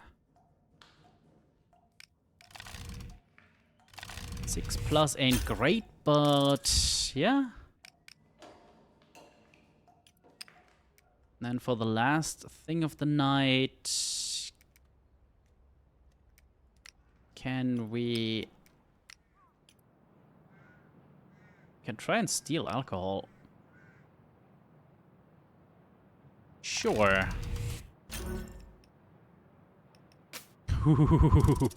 Yard security. That's not great. Oh, you can't sell. That actually costs time. Okay, fair enough. Time to sleep then. The rent is due. The rent is due. Ooh, sound sleep. We hit that 10.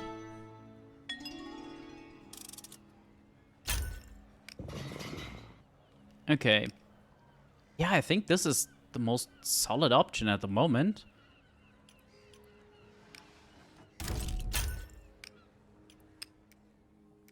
And get some food. And then we definitely need more monies.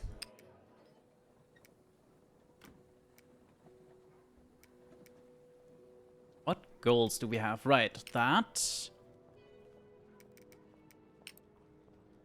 That. Okay, we definitely need money for that. Yeah, that one's kind of failed already, isn't it? I got my first job and then told him to fuck off and got kicked out. Yeah, I'm pretty sure that is done. Find pizza in the Abbey. Ah, yeah. Rob a warehouse. That's also a nighttime thing. Yes, yes.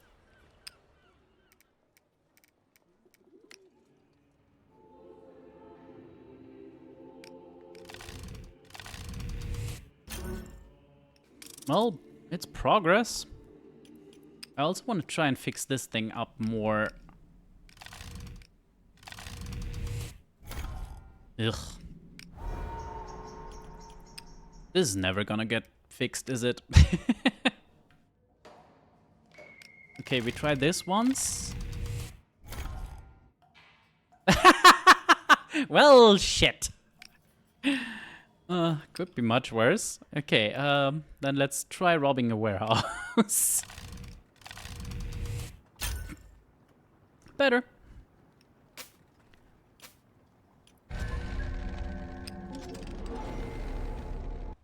Ooh, and that's a level up. Nice. I think we need a point in Sway or Skirmish. Start just being punchy. I feel like Sway comes up more in like daily jobs. So let's hope for the best.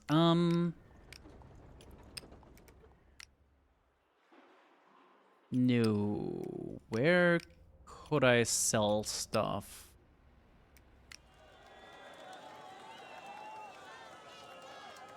Right, these are also actions. Doi. But I feel like there was a spot where I could sell finery, right? Hmm.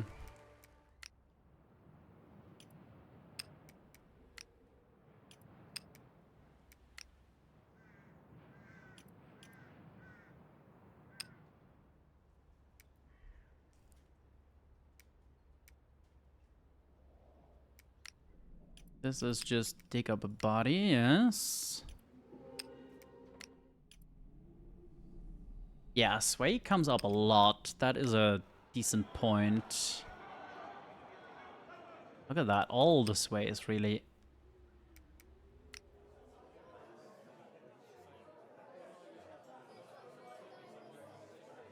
Yeah, right? It was somewhere. 10 pamphlets. Where the hell do I get more pamphlets? Huh. Well, for now, I guess we sleep. Damn!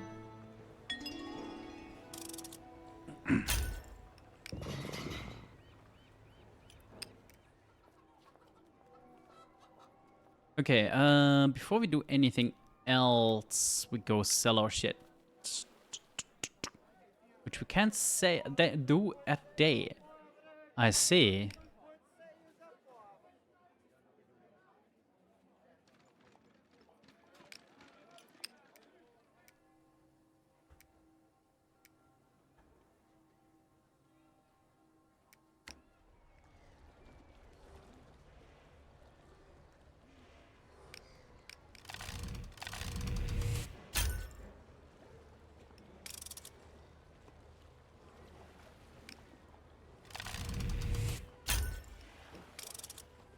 Hehe. This should do. Was it in the sewers? Yes, at daytime. Wow. That is a lot of money. Okay.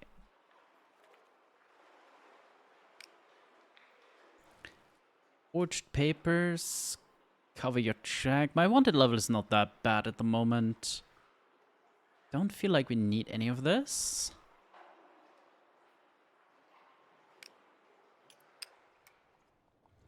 I guess we sell one of these things, at least.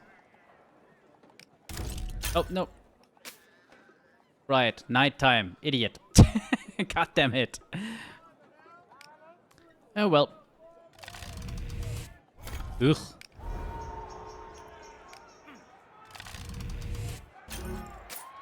Some money.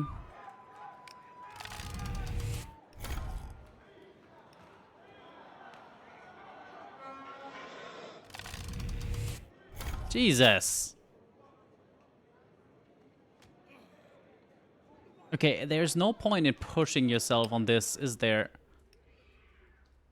Machinist meeting. First, we're gonna try and help this a little more. Oh! Perfect. Yeah, no, good that we didn't didn't sell the wine. Hello. Yeah, new blueprints would be good.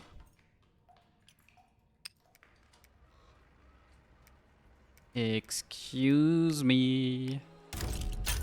Miss Forger, I need some blueprints of the prison. For good purposes, surely. Hey, Dolores.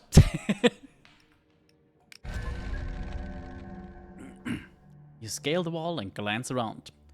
2 guards are on watch, but they fail to see you in the gloom. The stairwell is a dozen feet away, hidden behind a squat tower. You wait until their backs are turned and slip down it. You hurry into the prison complex, down row after row of cells. Moonlight flashes through narrow windows as you flicker past. As you pass a dozing guard, you lift the keyring off his belt. Dolores! You pass cell after cell, face after face. One lunges at the bars. Let me out and I'll help you find your friend. Shut up, Clatter. The warded are on row 14. Godspeed. I use potato vines to climb up, you know? Shit, what are you doing here? Dolores and the rest of the warded are cramped into a holding cell. Getting you out. You turn the key, the door springs open. Smith's nuts, I thought we were done for. They clap you on the shoulder. Time enough for that later. Chit, where is the exit? You nod back the way you came. Alright everyone, Chit will take the lead, I'll come up the rear. When we're out, scatter and lie low. I'll contact you in time. Now go. Now we have a bit of a wanted level. You rush out into the plaza and make a beeline for the gates. Prisoners escaping! Fire at will! The haphazard shots aren't enough to stop the warded. You surge out into the city. Nice. That worked out well. Yeah, we're definitely putting another point in Sway. That is gonna be useful for a revolutionary and whatnot.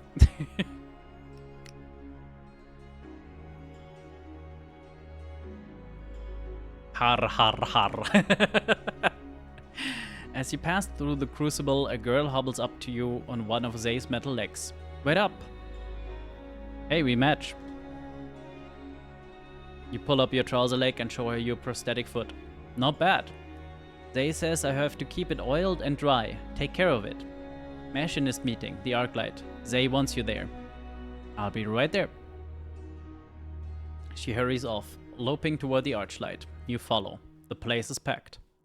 Hundreds of people are crammed into the space. Children from the daycare, teens, their hair carved and shaped like topiary, and adults, all carrying or wearing some piece of wrought steel tech. You spot Zay in the crowd, a sealed envelope in her hands. Zay, what's happening? She turns and puts the note away. Shit, glad you made it. We machinists are in a tough spot. We can use all the help we can get, and you've helped. So what's going on? Emergency meeting. The community comes together when things look rough. We're here on account of Dad dying. Dad was a big deal around here. People looked up to him. Suddenly you hear a metallic banging from the stage. A machinist has climbed on stage and is hitting a piece of sheet metal with a wrench. As she glances towards the stage, Zay stiffens. There's a coffin on stage, draped in black. In front of the coffin, an older woman grips a fist-sized device. A wire trails from the device on into the walls. Machinists, settle down, please. Her amplified voice echoes around the hall. I'll get straight to the point. Tal Carter is dead. A ripple hisses through the crowd. You glance at Zay. He's looking deliberately at the woman on stage, refusing to acknowledge the stares from the crowd. The woman plows on as the whispers increase. He was an anchor for us all. She goes over to the coffin and touches it. We had to pull some strings to get him back, but here he is for now. We hold a funeral this evening. Here. All are welcome to celebrate Tal's life and the connections he made. But we machinists have to recognize we're in a tough spot. For starters, the War Office would like nothing better than to snatch up our brightest minds and put them to work designing weapons for the war. We must protect our own. And secondly, we're in the age of plasm now, but the energy men will only dole out drips and drabs. It's not enough, and it makes us dependent on them for fuel. And above all else, we've got to contend with this damn war. The microphone booms with feedback. If it's not Energy Man snatching up our designers, it's the recruitment office sending them to die in the trenches. We're in crisis, and we need leadership. We need strong machinists with a vision. She gazes at Zay. As one, the crowd turns to look at her. What do they want? Well, they want a new leader. Hell.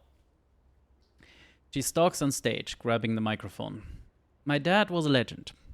He took us from a rinky-dink guild to a full-blown engineering powerhouse. What am I? A tinkerer and a fucking bartender, that's it. But Zay, your work with the daycare, it's nothing. The war? Plasm? The energy men? I don't know shit about those. Vision? I can barely see to next week. The answer is no. Suddenly, the doors crash open. In march a cadre of soldiers, led by a familiar figure. His boots thumping on the arclight floor, he lumbers on stage and grabs the mic. Machinists, the Iron Brigade is acting on behalf of the Department of Energy. You will surrender your dead and a work crew of your choice. The troopers jump on stage and grab the coffin. You gave us 24 hours. You agreed we could mourn. They shove her back. She crumples against the wall. Hey, hands off this bloody coffin. Step forward if your name is called. Broder Dampers, Eli Boone, Vivian Patterson. Zay's fists bunch. Where are they taking people? What is this work crew? War engineering. To build the Emperor's tanks and guns. We haven't heard from any of them in months now.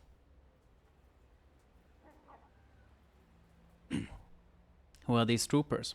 Iron Brigade. The Emperor's lackeys. They do the jobs even the watch won't touch. Step forward and serve your Emperor. Nobody moves. Corporal, find these individuals. Their photographs are in your files. Troopers may wade into the crowd, shoving people aside. Children scream as adults crash on top of them. Machinists pull out whatever weapons they have. Wrenches, box cutters, guns. Zay rushes on stage. Don't let them take you. Fuck them up. What happened to our gun? We stole a gun. It's perfect for this moment. You throw yourself against the nearest trooper. Behind the gas mask, his eyes gleam with anger. Suddenly you feel a punch to your side. You double over, he cracks you on the head with a nightstick. The speakers whine. The older woman, slouched against the wall, has found the mic. Do as they say and nobody will get hurt. Are you kidding? The three engineers give themselves up. The troopers haul out the coffin. They leave, slamming the door shut behind them. Zay rounds on the woman. What the fuck was that? I guess you aren't leadership material after all. Zay shoots her a furious look and storms out. Yeah, that all went well. I knew keeping my health topped up was a good idea. But I think this is a good spot to end it for the day. We're in a decent spot at the moment, I'd say, and things are definitely heating up. It auto-saves, right? I think it auto-saves whenever we do the whole sleeping thing. Ah, see, there we are with the normal nights.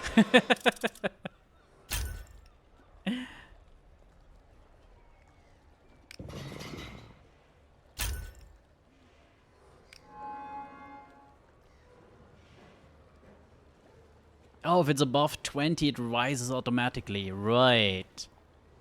Okay. So I need to do something about that at some point. But now I think this was quite enough. And yay, the achievements do indeed work. I said at the beginning of the stream, since last week, the game has gotten, 8 updates now. One came out while we were streaming. Lots of small little bug fixes. I'm guessing sooner or later there's gonna be a bug fix like you can't invoke the Lich Dealers when you've already been kicked out by Dresden. Things like that. yeah, there's a lot of story threads that apparently can easily entangle within themselves. And, well, it's good to see that they're up in it and fixing all around. Now, do we make ourselves hungry? I think we make ourselves hungry. We go over to Oka, who is baking Victoria sponges. I have no idea what that is. I'm guessing something British.